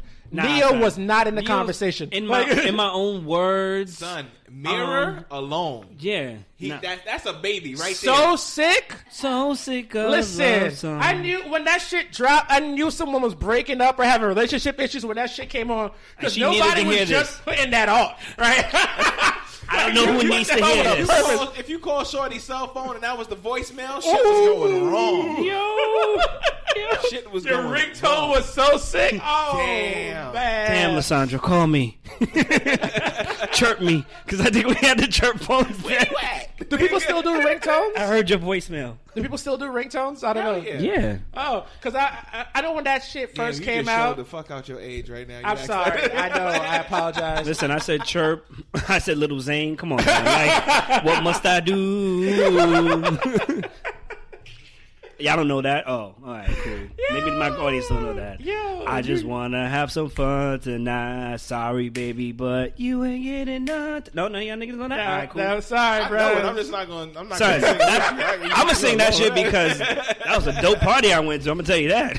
Listen, when ringtones first dropped, for the two people who are under the age of 30 listening to this, ringtones were when you used to buy MP3s and then assign them to a number in your phone. You can still do that, but there used to be a business about this where people were buying songs to do this. Boy, tell Made $1 million off of ringtones, Mr. Lil Flip. I'll add a little flip to it. Your ringtone on a girl's phone tells you exactly where you stood. Yeah. If it was a song that was popping, she fucked with you. Yes. But if it was like some deep album cut, she ain't really fucking with you. Oh, you know what they used to do too? They used to sing it to you. Oh, so like whatever song that made them mad and they had to sing it to you, that song come on, they sing it right in your face, and you had to stand there and take it. I never had that happen, but I seen some brother. I was like, ooh. Don't let the phone go off and that Khalees record playing. No, it's happening. So much right now. God, no, that's when you knew it was a rap. I hate you so much right now. Vonna, you ever gave somebody a trash ringtone to let them know? I mean, if they had a trash ringtone, they didn't know because that was my cue not to answer the phone. That makes sense. Nowadays, they just put the emojis next to your face, next to your name. Ooh. Yeah. So if you know you that nigga when you call and you got the eggplant emoji. You got the eggplant, the king. You know, they might even tell you where you from. You know, nigga like sea squisher. You know what building you work for. But once you go from chocolate to like that nigga Mike, okay. Oh man. You in the corner, nigga. Time out. If you were to name a king of R&B, who would it be? For me? Mm-hmm. Jaheim. Bro. You said Jaheim? This nigga said Jaheim. Get off this table. Don't you give my boy his props. Give my boy his props. Jaheim. You saw what happened when you put that woman first. Put that woman first. I just remember him singing on the Yo, Nelly it's record. because of Jaheim single-handedly. It's because of Jaheim single-handedly. Adult male braids came back in the style, son. Ask R. Kelly. Come on and braid my hair. Oh, first of all, you're not gonna do that to Pusha T. Pusha T been rocking them. But he was braids rapping. Decade. To this day, I haven't heard Pusha sing. I'm gonna show y'all niggas this new Wait, growth. I haven't heard Pusha sing on a track yet. Wait, can we include Ron Isley? The Isley brothers? You have to include. Okay, I'm just saying. Somebody's conversation This is is hard. Mr. Like, Big. my first thought is R. Kelly, but you cannot do that without Ron fucking Isley. Listen, Mr. Big. How you doing? Kelly's Mr. telling me Big? that you're What the hell is sleeping with going on? another woman. Hold on. Yeah, those are the most dramatic ass R&B videos, yo. Yo, I remember as a kid watching that. Why he keep fucking this nigga girl, man? What were those? The hip hoppers? Yes. The hip hoppers. Yes. Oh my God! Stop fucking Mr. Big From Girl, hip-hoppers dog. to Let tip that shit drill. go. Fuck that. Mr. Big stayed with the bitches. And he is always so smooth. Listen, you fucking with one of Mr. Big's girls, you'd have made her come up in life. It's like, oh, this young nigga done made it. I see you out here shining. Now I think it's best you leave this place. Cause I'm about to catch a case. Oh my God. Oh, yo, shout to, you know who else we're leaving off this list because we got Ron Isley. Yeah. The legend himself, Stevie Wonder. Oh yeah, definitely. Yeah. Like my son dropped shit in '71 that you can sing to your girl right now. Facts. And like shit. Damn, son, but then it's so like, then you throw in Marvin Gaye with that, bro. Yeah. Or Al Green. Yeah. Yeah, Ooh, son. Al Green. Ooh. Yo, listen. At a certain point, Teddy we pin her ass down. All right now. Hey, son. All right now. Hey, son. But you're right. You're right. At a certain point, like, shit just changed, bro. And when you started really doing this shit, you had to have the fried dyed and laid to the side. Then it went from that to you had to have your shirt unbuttoned all the way down to your navel with the taco meat and the fro with the bell bottoms. It's then true, it got, though. At then it got Cisco. to the 80s with my boy Lionel Richie. Came through with the curl, juice dripping. Son. Came through dripping. And then on top of that, you got niggas like El DeBarge. Oh, we also leaving out Bobby out the convo. No, like Bobby ain't have his moment. Maxwell. Huh? I like an honorable mention for Tevin Campbell. Because if you were, listen, my son had the illest pickup. Can we talk for a minute? I just want to know your name. No, you're not, you singing ass nigga. Like, maybe not. You better not be singing that song to my girl. Fuck out of here. Can we talk for a minute? Bitch, no. Put that on the phone. You seeing it eye to eye, bro. Why you change his ringtone? Remember what he sang to Ashley on Fresh Prince and she passed out? Yeah. Oh, yeah. I see your game. Fuck out of here. I remember that shit. Yo, bro, I think if you could make Tatiana Ali pass out, it's over with. But I think that's what the conversation about the king of R&B really shows. That, like, first of all, who's your king tells me what your era of R&B is, right? Yeah. Because for us, my first thought literally just went to Robert Kelly, right? So, because, like, that's obviously a kid, a child in the 90s, 2000s. Yep. R. Kelly was just undisputed the guy. People sung his music at graduation. I believe I could fly. Son. Facts. No, I agree. He wrote Aaliyah's early shit. So, you know, like, Age of Nothing But Number in retrospect is like a wild record. Yeah. But, I wasn't going to say that, but... Which leads to Sage's argument. Flag on the play. Entrapment. But he also wrote hits in the 2000s for others. He wrote Marquise Houston's hit. He wrote... he had hits for himself and others that were You're not about to say B2K. Nah, I'm just saying, tip your hat off to Batman, son. Batman, not Marcus Houston. Batman, before Jaden Smith. We're not going to go back to immature, a.k.a. IMX, when they try to become grown. Nigga, ain't nobody rocking with that. Fuck out of here, Batman. Oh, my God. Fuck out of here, Roger. Go home, Roger. Boy band groups. Damn, son. But, like, and I know older folks are just like all the older people that we were mentioning, they started mentioning. But even with the older folks than us, there's no agreement there. Because the people in the 80s is mentioning some of the 80s dudes, but the older folks are just like, yeah, you're going to be out here disrespecting Al Green like that. Come out your goddamn face. Or like Marvin Gaye. Fuck out of here, right? And I think that's why it's a great conversation to have. But if you're trying to actually legitimately answer that question, you're crazy. Because it's based on what era you lived in. And once you understand that, you can argue by the era specifically. But if you're gonna be like forever and ever, nah. Yo, you a different type of nigga. You a different type of nigga if you lay down on a couch with a mic and serenade. Son, that's how you knew an album was about to be fire. If there was a fireplace on that shit, he looked relaxed. Son, you right. I remember seeing a fucking YouTube video of this nigga Marvin Gaye at a live show, bro. He laid down on a leather couch while he's performing with the mic stand on top of him, singing into the mic, and these chicks are going nuts. He's saying nothing. He's just going through the ranges. Yeah. Fucking the whole crowd up. Fuck it up. I was like, this nigga didn't say nothing. They like, oh my God. You saw panties. Oh, man. All type of shit. I'm like, damn, that's when they had the actual, the 5 snaps in the back. That shit was one color. Nigga, that shit came out. You couldn't miss that shit. Like, that was broad and just flew out there. Yo.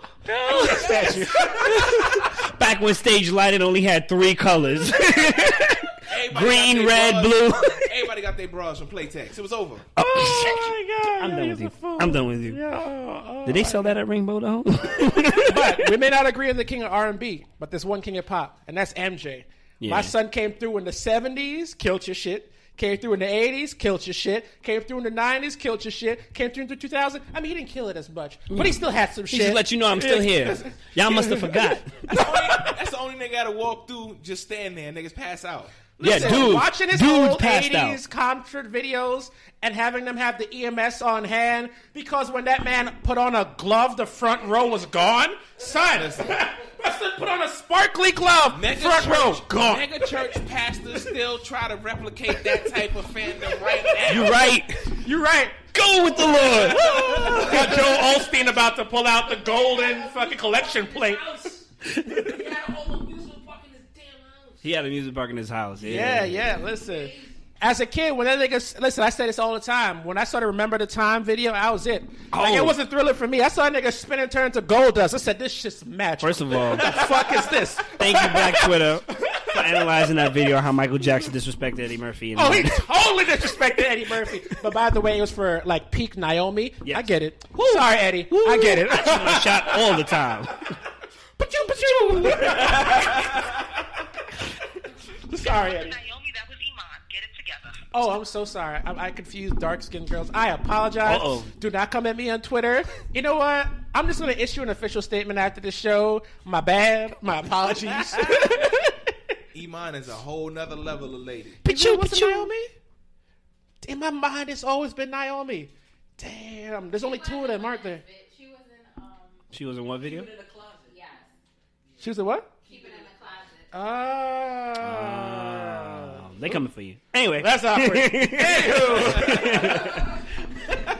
So, we're coming to movie awards season.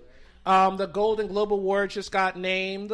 A bunch of people got nominated, but no one gives a shit. I'm sorry. The Golden Globes ain't about... They don't predict shit for shit. No one cares. But we're getting close to Oscar time. And the question that we're going to bring up, because we're going to talk about this for the billionth time, I don't give a fuck. Will Black Panther get a Best Picture nomination? My money is on a fuck no. Oh, wait, man. Fuck that. Be hating. Wakanda forever, bitches. Facts. There's never been a Marvel movie that's been nominated for a Best Picture. The last time I remember a major action blockbuster getting a nomination was The Dark Knight. Remember when Joker, Heath Ledger died and he got it? But even then, I don't even know if the movie was nominated for Best Picture that year. And the last win that I was like for a fantasy was Lord of the Rings. So think about how long ago that was. So the chances of Black Panther getting it, slim to none, mi amigos. If they don't win, I need Chadwick, Lupita, Letitia. I need all y'all to come out on stage and be like, y'all robbed us. Fuck y'all niggas. And drop the mic. That's it. And he's the old dirty bastard? Yes, exactly. You know what we did? We made history in more ways than one. Check the sales. Check the acclaim. Bro, get out of here with that. The only other... What other movie put up numbers like that this year? Bruh. Infinity War? Maybe? No, definitely. Infinity War blew Black Panther out the water. The other Marvel movie. Yeah, you're right. Yeah, all right. yeah. It's still not worth it. It's still not worth it. It's still not worth it. Not even Aquaman is going to do nothing. But, I mean, listen, they are going to get nominated, though, because, so, when it's for the Oscars, because this is what we're talking about in terms of nomination for Best Picture, when you're looking for who's going to be the front runner for the Oscar, you start looking at the Guild Awards, right? Mm-hmm. So the SAG, Screen Actors Guild Awards, the DAG, Directors Guild, the DGAs, Directors Guild Awards, and I think the producers have one too. Mm-hmm. And the people that tend to win in those categories tend to translate to the Oscars because the same people are voting for those awards that are voting for the Oscars. Mm-hmm. So the SAGs released their nominations. The awards are going to be on January 27th. And the Black Panther cast was nominated for Best Performance by a Cast in a Motion Picture. So, it's not completely out of the realm of possibility. So, that there's a chance. There's a slim chance that it could happen. I mean, for everybody black. That's a fact. Let me for everybody black. I think Regina King might also get an Oscar nomination for the first time this year. And by the way, Regina King is a goddamn legend, yo. She's been acting since like a teenager and never went on unemployed. She hasn't aged. Freak that shit. Let's talk about that for a second. What the fuck do y'all be using for your skin? Yeah, Regina, coconut oil, Bassett, water, coconut oil, shea butter, good vibes, melanin, positive messages.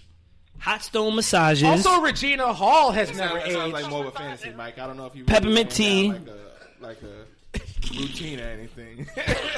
Tessa, what's up? So there's this movie called Beale Street. I don't know if any of y'all seen it. No, we're I have see when not Sage either. comes up. But it stars Regina King, and it's been getting a lot of buzz for Best Picture. And she might be getting a nomination for either, I think, Best Supporting Actress or Best Actress in the movie. And I think this might be like her first time, despite her long career, this like might be her first time in the big show. So hopefully she gets it. Yeah. But beyond that, I don't really care about these other movies. I'm sorry. Like, no, I ain't seen these shits. Fuck out of here. That's what that means. I'm here for everybody black. Oh, God. Listen, good luck to all the nominees. If I fucks with you, I don't know your names, so like if I fucks with you, I fucks with you. If I don't, I really give a shit. I don't mean to call you bitches. I just don't know you by your name. What's my favorite word? Why you gotta say it like short? Oh my God. So Netflix, did y'all see the list of the top watched movies and stuff on Netflix? No. So Netflix released their list at the end of the year. About the most watched TV and the most watched films. And while the list looks accurate, I'm going to call bullshit. Here's why I'm going to call bullshit. None of the Marvel shows were on the top of the list for most binged. And I'm like, bullshit. Daredevil There's alone. no way that like any of the Marvel shows, a lot of people sat through that shit. So I will say I didn't binge Daredevil season 2. I'm still going back and forth with it. Maybe they don't want to put a Marvel film up there due to yes. You're right. Yes. I see that. That's what everybody was saying. You're right. So here's the top. So this is the list of the most binge shows on Netflix for 2018. Number 1, On My Block. I don't know if any of y'all saw that. Yeah. It's a coming of age story about these three groups. This group of 3 friends growing up in Los Angeles. Is a Latina and 2 black, an Afro Latina and a black kid, and they all come together. It's a good series. You should watch it. You're right. Making a Murderer Part 2. 13 Reasons Why Season 2. This is in order, by the way, from most to least in the top 10. Last Chance You was number 4. Number 5 is The Bodyguard. Good shit. You should check it out if you haven't. 6 is Fastest Car. Don't know what that is. 7 is The Haunting of Hill House. I heard that was good. 8 was Anne with an E, Season 2. That is, I don't understand how people watch this show. I do not want to go back into olden times and watch poor white people struggle through shit. Like, I don't give a shit about the prairie. I don't give a shit about this period. If I'm still being lynched, I don't give a shit about this period. Like, sorry. Sage be going through it with them shows. Like, I can't deal. She be getting all emotional context out that shit. I'm like, what? Number 9 Can I have some Insatiable. subtitles? And number 10 surprised me. Orange is the New Black, Season 6. Still doing numbers. The most rewatched original Netflix movies was The Kissing Booth, number 1. Number 2 is To All the Boys I Loved Before. And number 3 shocked the shit out of me. Roxanne. Get the fuck out of here. Yeah. I was like, wow. Look at that. If you make movies about black people, they'll watch it if it's good. Who the fuck knew? BT. They tried. America knew. Yeah, they America the knew. whole fucking culture. Oh, okay. Put This is it where we're on going TV. with this. I thought we were trying to be positive. Okay. Never And mind. Netflix even listed all the actors who saw the biggest Instagram increase after their movies dropped. Number 1 was the entire cast of The Queer Eye. Number 2 was the star of To All the Boys That Loved Before. Number 3 was the star of The Kissing Booth. So basically, there were nobodies, then their movies dropped, and then BOW! It's the social media out the water. Damn. BOW! Are these annual stats that they put out? No, this is the first year they've ever acknowledged Bro, why any does sort this of sound numbers like this. a farewell tour for Netflix? Like, what the fuck? Like, look No. at our greatest hits. Listen, I want to call Buy bullshit. albums. Want to call bullshit on these numbers. Here's why. Because this list only is about original shows that Netflix released, right? Of course, yeah. But that doesn't mean these are the top watch shows, period, on Netflix. Think about it this way. Friends was supposed to be removed from the Netflix library in January until all the Netflix users got into an uproar and Netflix dropped $100 million just to keep it around for another year. Think about that. That's a lot for a year. Real talk. Could you imagine being a producer? I need to be that type of producer. Yo. I didn't do a show in 20 years. Living I off got my another friend check. We out. 20 mil, bro. Each actor. It's like, remember when Sean P. Diddy Combs was like, I'm still living off Benjamin money? You know what I'm saying? My old Benjamin money. More money, more problems money. Like a motherfucker. Level up. So people are saying that the Marvel shows weren't included on this list because, the awkwardness with Marvel and Netflix now. Oh, yeah. And number 2, the most watched shows on Netflix are probably shows they don't actually license. So if they were to reveal, like, for example, like, I don't know, like, say CSI's not on it, but whatever fucking British police show that they have on is their most watched shit, then whoever owns that shit be like, hey, man, it's time to renew that contract. What's up? Facts. What check, bitch? So Netflix is like, nah, everybody just watching our shit only, motherfuckers. Like, I tell you nothing about how your shit doing. No numbers. Facts. I just cut checks. Fuck off. You got get your it money, like the go Red away. Cross, nigga. I'm surprised Bright's not on this list either. What? Bright, the Will Smith movie. Because I feel like the Bruh. weekend it dropped, they got some traction, but I guess... Listen, I've watched that movie at least 5 times. Really? Yes. I find something different in it every time I watch it. Oh my God, bro. it did not hit me. Nah. You know what? Real talk, you know what I find? What? Different places to fall asleep at. Like 30-minute mark, 45, 42. Like, I stay up for that centaur. I stay up for that centaur scene, Sandy the Centaur, whatever his name, and that's it. I go to sleep. Like, nah. I watched that movie several times. I feel like it has way more social dynamics like put into it than like a lot of people notice. Fair enough. No, I'll give you that. Between the whole cops and the orcs and whatnot, that kind of. I think for me, it just plays out to what's going on now with like the president and shit like that. Yeah. Like, this whole protest shit that's going on in France and everything like that. Like when I watched it this week, I was like, damn, That might have been how they fucking felt over there right now. And then I put a French perspective on it, and I'm like, this might have sparked some shit. I don't know. Not me. You're not seeing it that deep. But I'm like, damn, this but I feel you. There's a lot of shit going on in this movie. Let's talk about some big nerdy shit that happened. The fucking trailer to Avengers Endgame dropped. Free my nigga Tony. He ain't doing Save him. He just wants a sandwich. NASA had to actually respond to people because when the trailer dropped, mad people tweeted NASA. So NASA was just like, all right. So they actually issued a tweet about it. That's funny.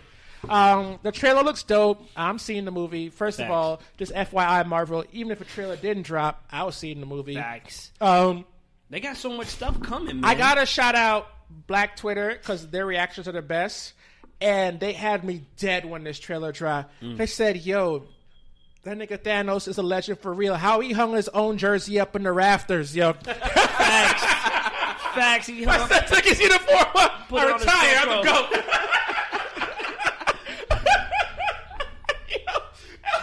Facts. Oh, facts. Nothing but the old original Avengers left. Yo, Tony out here in space. Good luck, my dude. I'm looking forward to it as well because it's gonna answer. Like, Ant-Man is back. How did Ant-Man survive? And they all look. I just want to know if Hulk is struggling to stop being a bitch ass motherfucker because that motherfucker was shook. Thanos gave him the hands and Hulk wanted no smoke. But supposedly. They answered that and they were like, it wasn't because of Thanos. That's why he didn't want to come out. He was already at war with the Hulk ever since Thor Ragnarok. Yeah. So it was like a more internal thing. I don't believe that shit. I don't believe that. I saw him get 2 pieces. I was like, nah, son, I feel you. You need to hit the hyperbolic chamber and do some push-ups. Come back with that shit. I don't think Hulk ever got hit like that in his life. Like, that was like the first time. Like, you ever see somebody that's good at fighting get their ass beat for the first time? It's like an existential moment for them. Like, yo, I really lost. Like, yo, do I have meaning in my life? And like, I'm the nigga that fucks people up. Like, he really beat my ass, though. Excuse me, sir. This is my job, sir. Sir. Like Conor McGregor. Oh, let's do that thing he did. The rubber arms. That's how Hulk looked. Oh, yo, out here first of flailing all, and shit. Floyd is doing some bullshit fight with some random Muay Thai fighter. I think that got curved. Oh, because I'm like, I get it. He doesn't care about fighting no more. He's just like, where's the bag? Yep. Yeah. Like, throw me in because it's not real competition. There's real people that's willing to knock you the fuck out if you really want to get in the ring with somebody. But he's like, nah, I'm not doing that. I'm going to fight these dudes that I know can't really reach me with these hands. Did you want to add anything? Because I can't try to think of some other nerdy shit that we didn't talk about. Is anybody going to see Aquaman? I'm not. I want to see the Enter the Spider-Verse. Someone interested in that. We are. Front row. Oh, okay. First of all, the excitement in her tone was because of Jason Momoa. I know. We know. Oh, we know. We remember. We remember. Remember her comment? She got mad serious that day. No. I'm about to get mad serious. Cut the music, DJ. Vonna, if you fuck this movie up for me at the first sight of Jason Momoa, I will literally walk out. Hold on. I do you something better. Because believe it or not, Men Against MoMA, all right, have actually got these glasses that will activate whenever Momoa's on the screen. So you can still see him, but not as sexy him. Put it on Vonna. Keep it going.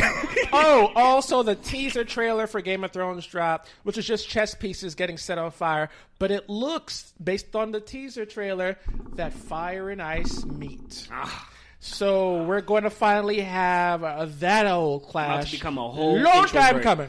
I'm about to be binge watching everything, staying inside most of the time. Yeah, I think I want to get these glasses that I saw on Amazon. It says I drink and I know things. I have to have that. Into the Spider-Verse is coming out. That's dope. Aquaman's coming out. Homecoming, Spider-Man is coming out. That's dope. I want to see that, but that's in the future. Oh, can I ask you guys a question? Mm-hmm. That my friends of European ancestry have this debate. So I'm going to bring this to you. Is Die Hard a Christmas movie? No. The fuck? No. You see, this happens every time. It just plays on Christmas, and they try to make it a Christmas movie. Die Hard is a Christmas movie. Juice, what do you say? Which one? The first one. The first one when Carl Winslow was a cop on the scene. Yeah. That's what I'm saying. Die Hard is a Christmas movie, bro. I never viewed that shit as a Christmas movie. Facts. It's just a movie that gets played on Christmas. March of the Wooden Soldiers gets played a couple times of the year. Listen, the plot around Die Hard, I think that's around a Christmas movie. In the movie, Exactly. right? That's what but I'm it's saying. not even on Christmas. Hold on, bro. I'm gonna Google this shit. You're in the Christmas spirit of whooping ass. That's a weird selection for a Christmas He out movie. here trying to save lives for overtime, B. To get them gifts. Hans Gruber. Oh man, that was. I've definitely watched that a couple times as a like to me in my head.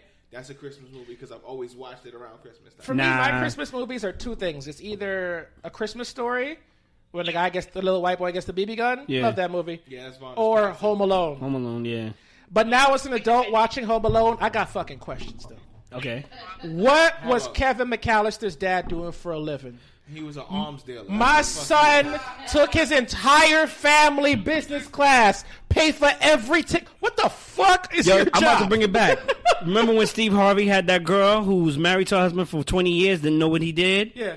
And he's like, is the house paid for? The house look nice? Are you taking care for him? You don't know what he did? He's a drug dealer. It's extra white around that Christmas, okay? Hell yeah. My son, Kevin McAllister's dad, is that Negro from Ozark. Die Hard. He out here moving the money. Working for cartels. Yes. Facts.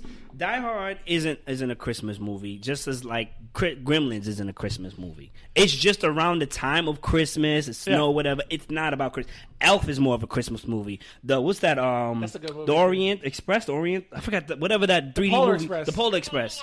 Why did I say Orient? Mm-hmm.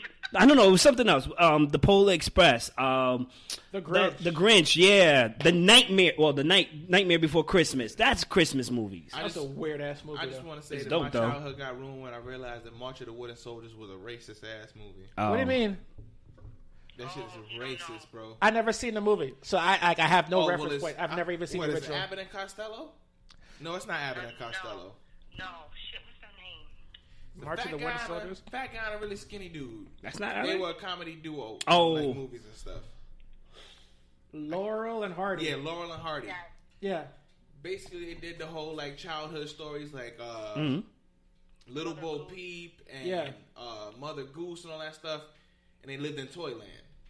And Little Bo Peep got kidnapped because I forgot what the dude's Peter Piper or something like that. Yeah, she was in love with Peter She was in love with Peter Piper, and he wanted to marry her. And then Old man Cratchit wanted to marry her. yeah, and he kidnapped her and took her to the boogeyman, to Boogeyland across a river. Yeah. All the boogeymen were hairy, brown with kinky ass hair.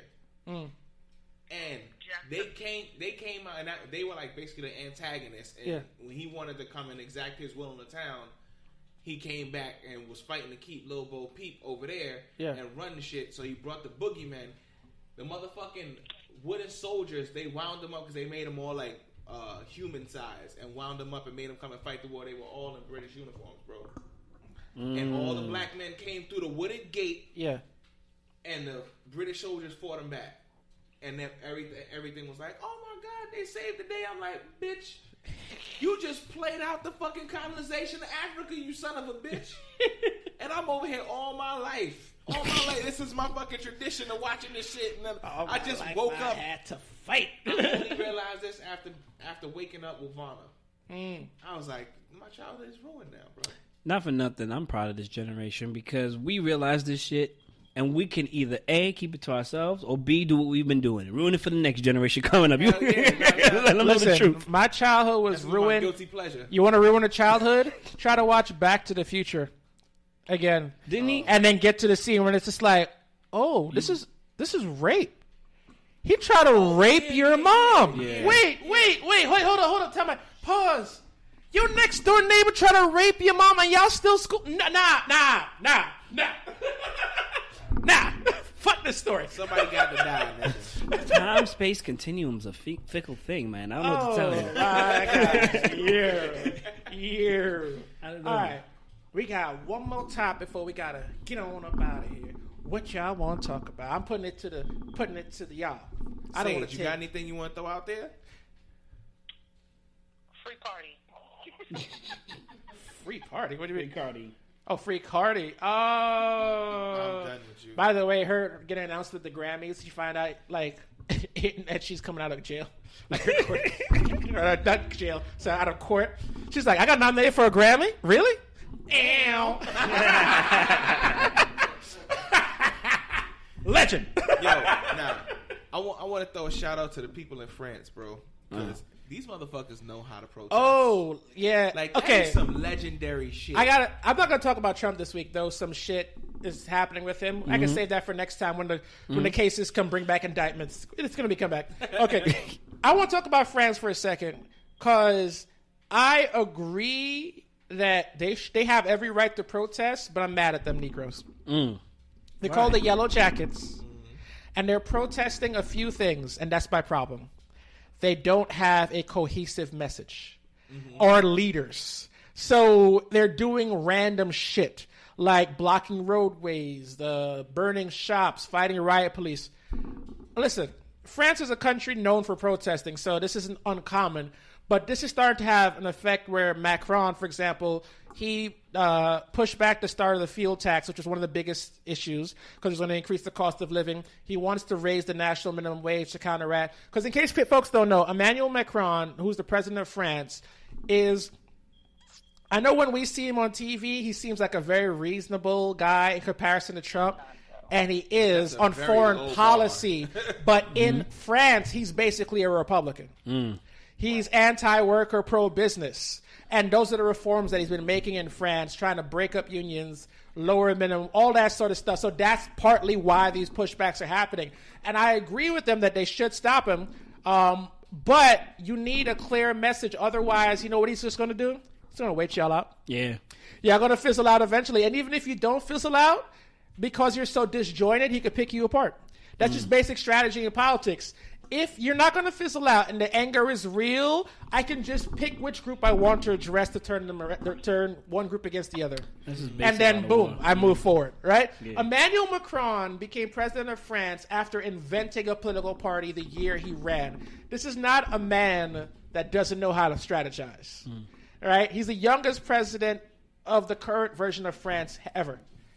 Right, so they need to take him seriously, and they need to organize. I know they don't want to because whatever, but nah, you can't do this. Also, I want to talk one thing about the Brexit. Fuck Boris Johnson. Fuck Jeremy Corbyn. Fuck Theresa May. Y'all all dumbasses. Y'all are so dumb. In case y'all don't know, there's a Brexit deal. So what Brexit is by next year, the United Kingdom will no longer be part of the European Union. What does that mean? It means that if you are in the United Kingdom and you want to enter mainland Europe, you will need a passport. You will no longer be tied to their currency or their governing bodies. So you are back to being your own fully separate entity, which is cool. But if you know anything about British history, Northern Ireland was one of the most violent places in the world because the Protestants and the Catholics didn't agree. The Catholics wanted Northern Ireland to be part of Ireland. The Protestants wanted to stay with Britain. The European Union solved this problem because the border between Northern Ireland and Ireland became irrelevant. We're all part of the EU, moved back and forth, but you're no longer part of the EU. What happens to the border? Pachoo, pachoo, pachoo, pachoo. So as I said to my friends before, they set off bombs because you built a border between the north and the south of Ireland. You got rid of the border. The bombs stopped going off. So your ideal to improve the country is to build the border back? Okay. Let's see how this works out for you. That's going to be awkward. Yo, listen, shit's real in the fucking country when you send your special forces there Facts. to train. Facts. No, shit's real in the country? When, first of all, these are white terrorists. I want to say this very clearly. Yes. The Irish Republican Army taught the Palestinians how to build bombs. Think about that. When we think about terrorism, we think about Arab terrorism, but the people that taught the terrorist organizations to build bombs was a white terrorist organization. By the way, they also killed the Queen's cousin. I'm not just going to throw that in there. They took that dude out. So they ain't no love lost between Queen Elizabeth and them either. I bet you should be whispering under their breath when you talking to bitch ass niggas. You. Quoting Kendrick Lamar, you killed my cousin back in '94. Fuck your truce. I'm going to spin this on some positivity real quickly. Go ahead. Shout out to Michelle Obama on her book. It's been reported 3 million copies as of 3 days ago. Triple platinum. She's the hardest hitting artist right now in these streets. All right, I'm definitely going to support her. I was waiting for the book. It's back ordered. Real talk. You can always get the digital version. Let's be real. And fellas, if you listen to this, if you want a copy, go to Strand Books. Okay. If you're in New York, yes. Okay. Yeah, support local business. Support local business. Yeah. Local bookstores, they got that. Also, get your local black bookstore. They got you. Yeah, that too. They got them shit on there. And if you are a kind of person who feels like, you don't need a woman with a master's degree and all this other stuff, get you a girl with a premium snap. It's your boy Mayhem Mike saying, shoot your shot, make it worthy. You don't always have to shoot high. Thank you. Oh, we forgot about our moment of joy. Was that your moment of joy? All right, you got it. Chris? All right, my moment of joy was going to Top Golf yesterday and going off on a tee with my bro for his 30th birthday. Congrats. Shout out to my bro Timmy. Congrats. What was my moment of joy? Oh, I'm going to be petty. So, my moment of joy. I went to a mediocre basketball game. It was the Brooklyn, apparently professional Nets, and the Washington, I'm just here because I get paid Wizards. And listen, the Nets won. It was a high-scoring game. Shout out to them. It was entertaining, I guess. Mm-hmm. And at the game, there was a moment where the national anthem was about to play. And at a moment, I was just like, you know what? While I support Kaepernick's protest, my view of America is a little different from him. I'm going to stand for the national anthem. But I paused because I had to think about it, which is, hey, I know. Whatever you think about national anthem or me, I did pause. And then before I did it, though, random white guy next to me turns to me and says, hey, it's the national anthem. You should stand. What did Danny Ocean do? Petty the bell. I hit him with the R&B pose. I just laid back to the side and just stared at him. I was about to do this. Like, all you have to do is shut the fuck up. Like, about your goddamn business. Thanks for tapping into the black rage, bro.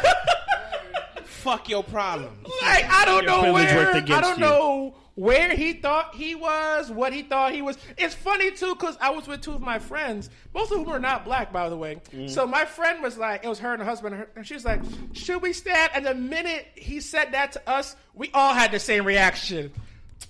Fuck you talking to? Listen, you simple bastard. If your president don't salute the damn flag or hold his hand over his heart for the national anthem, mind your goddamn business. And let me just state for the record, because some people are going to be mad that I'm telling this story. Listen. The national anthem, I respect the country, but we also need to acknowledge the national anthem has some pro-slavery lines. Let's not even talk about that for a second. The moment that a white guy really got mad is when he looked around the stadium because there's the seats that were in were given away by the Nets. That's why I was making fun of them. That's how bad they were. I got these tickets for free. And a bunch of schools had come, and a bunch of school kids are just like... So he's looking around like... Negroes! Listen, motherfucker, if you ain't playing Lift Every Voice and Sing, I'm not standing up. And I knew he was tight because he was somebody, I'm not going to go into details, but he was connected to the party that I was in somehow, right? So we eventually got introduced to him, and when we introduced, he gave us that like fake, like, yeah, nice to meet you. And I was just like, oh, you mad, man. Oh, you mad. I want to hit him with the camera. You mad? Not to be rude. I can't do that. Don't put people on the spot like that. I mean, I couldn't. I was a guest there. I was a guest. You can't be like putting people, not you, that have to deal with the consequences. This is what you actions. do next time. You whisper to him, "You mad, bro?" Little bitch ass nigga. So that was my moment of joy. Getting told that and just making eye contact. Bitch, you must have thought, what the fuck? Bitch, you guessed it. It's your boy, Daddy Ocean. It's the last stop on the L. I don't know if we're going to do another episode before the year's out. We might. Yes. Oh, Vonna, you got a moment of joy? Oh, my bad. I forgot you on the phone. I apologize. Damn. Do you thought this? Let me turn my mic off. My bad. It's normally me that'd be throwing the shade at Vonna, but I ain't got no shit. Sorry, the pay tricker got me for a second. I apologize. It's all right. I'll be up there and we can be able to fuck y'all up one night. Me no hablo. I don't understand. What? Love you, Vonna. My moment of joy is we had a gift raffle at my holiday party on Friday, and they had some good gifts. I was like, ooh, there's a TV, there was a nice piece of luggage, they had an air fryer, wireless speakers, wireless headphones, a set of knives, and this really nice black pepper and salt grinder. I'm like, oh, okay. I'm excited a little bit. There's only one shot of raffle. First thing up is salt and pepper grinder. I look at it, I'm like, oh, I don't want that. And what happens? My number gets called. And I'm like, fuck. I'm immediately like, oh, so many conflicting feelings. I felt really shitty because I'm like, I didn't want this. And I prayed with somebody. But no one else heard it with me. But I realized I'm like, this past year and, hopefully in the upcoming months has been basically a lesson of being provided what I need and not always what I want. And I was able to take away that lesson from that immediately, even though I still felt shitty for not wanting the gift. But I needed it. It wasn't something that I wanted, but I needed it. And I'm really grateful that I've been able to be blessed in that way, being continuously blessed and getting what I need every chance it happens. So that's my moment of joy. Well said. Dope. I just want to add on really quickly. We are very grateful for the people that listen to the show. I've been getting hit up from some people, some of the fans. Danny Ocean, you got a fan. Miss Winter out here. She wanted me to shout you out, shout her out. Definitely, let's keep this movement going. I want to say this has been really, really reflective for me throughout this year. I know we're not doing the whole, what am I thankful for this past year. We wait till Vonna comes out, but I just want to say thank you for the support. And that's really it. And I hate Juice, because right now, he out here still sticking up for Kodak Black. I don't know why. Looking like I still do fraud. So in case we don't come back for another episode, which I think we should. Right, we will. We will. We but just in case, because, it should be happening. We live in the lives. AKA, we might be drunk. Allegedly. Uh, happy holidays to everybody. And if you're offended that I said happy holidays instead of your specific religious holiday, fuck you. I was talking to you. But in all seriousness, happy holidays. Happy New Year. It's been real. We out. Or we might be back. In which case, you know everything I just said. Anyway. Later. Anything but bro, nigga. My, as the world turns. Today, if I don't earn, best believe I'm gon' learn. If I can't do either or, shit, it's none of my concern. Watch my enemies burn as I fulfill every yearn. Reminiscing on the rappers I would look up to. The ones who want my feature price and the hookup too. The girls I fantasized about trying to hook up to. Niggas 7 feet telling me I'm who they look up to. And bitches still telling me to grow up. Don't invite them to my shows, but always still manage to show up. Man, I made myself a boss and then I gave me a promotion. And I step inside the booth and change the world like I be voting. So when you step inside my office, treat that bitch like it's the Oval. El Presidente, Lord Sensei. Do your job, it could be pay your rent day. Getting risque. Crazy nigga, they ain't seen it like this since, yeah.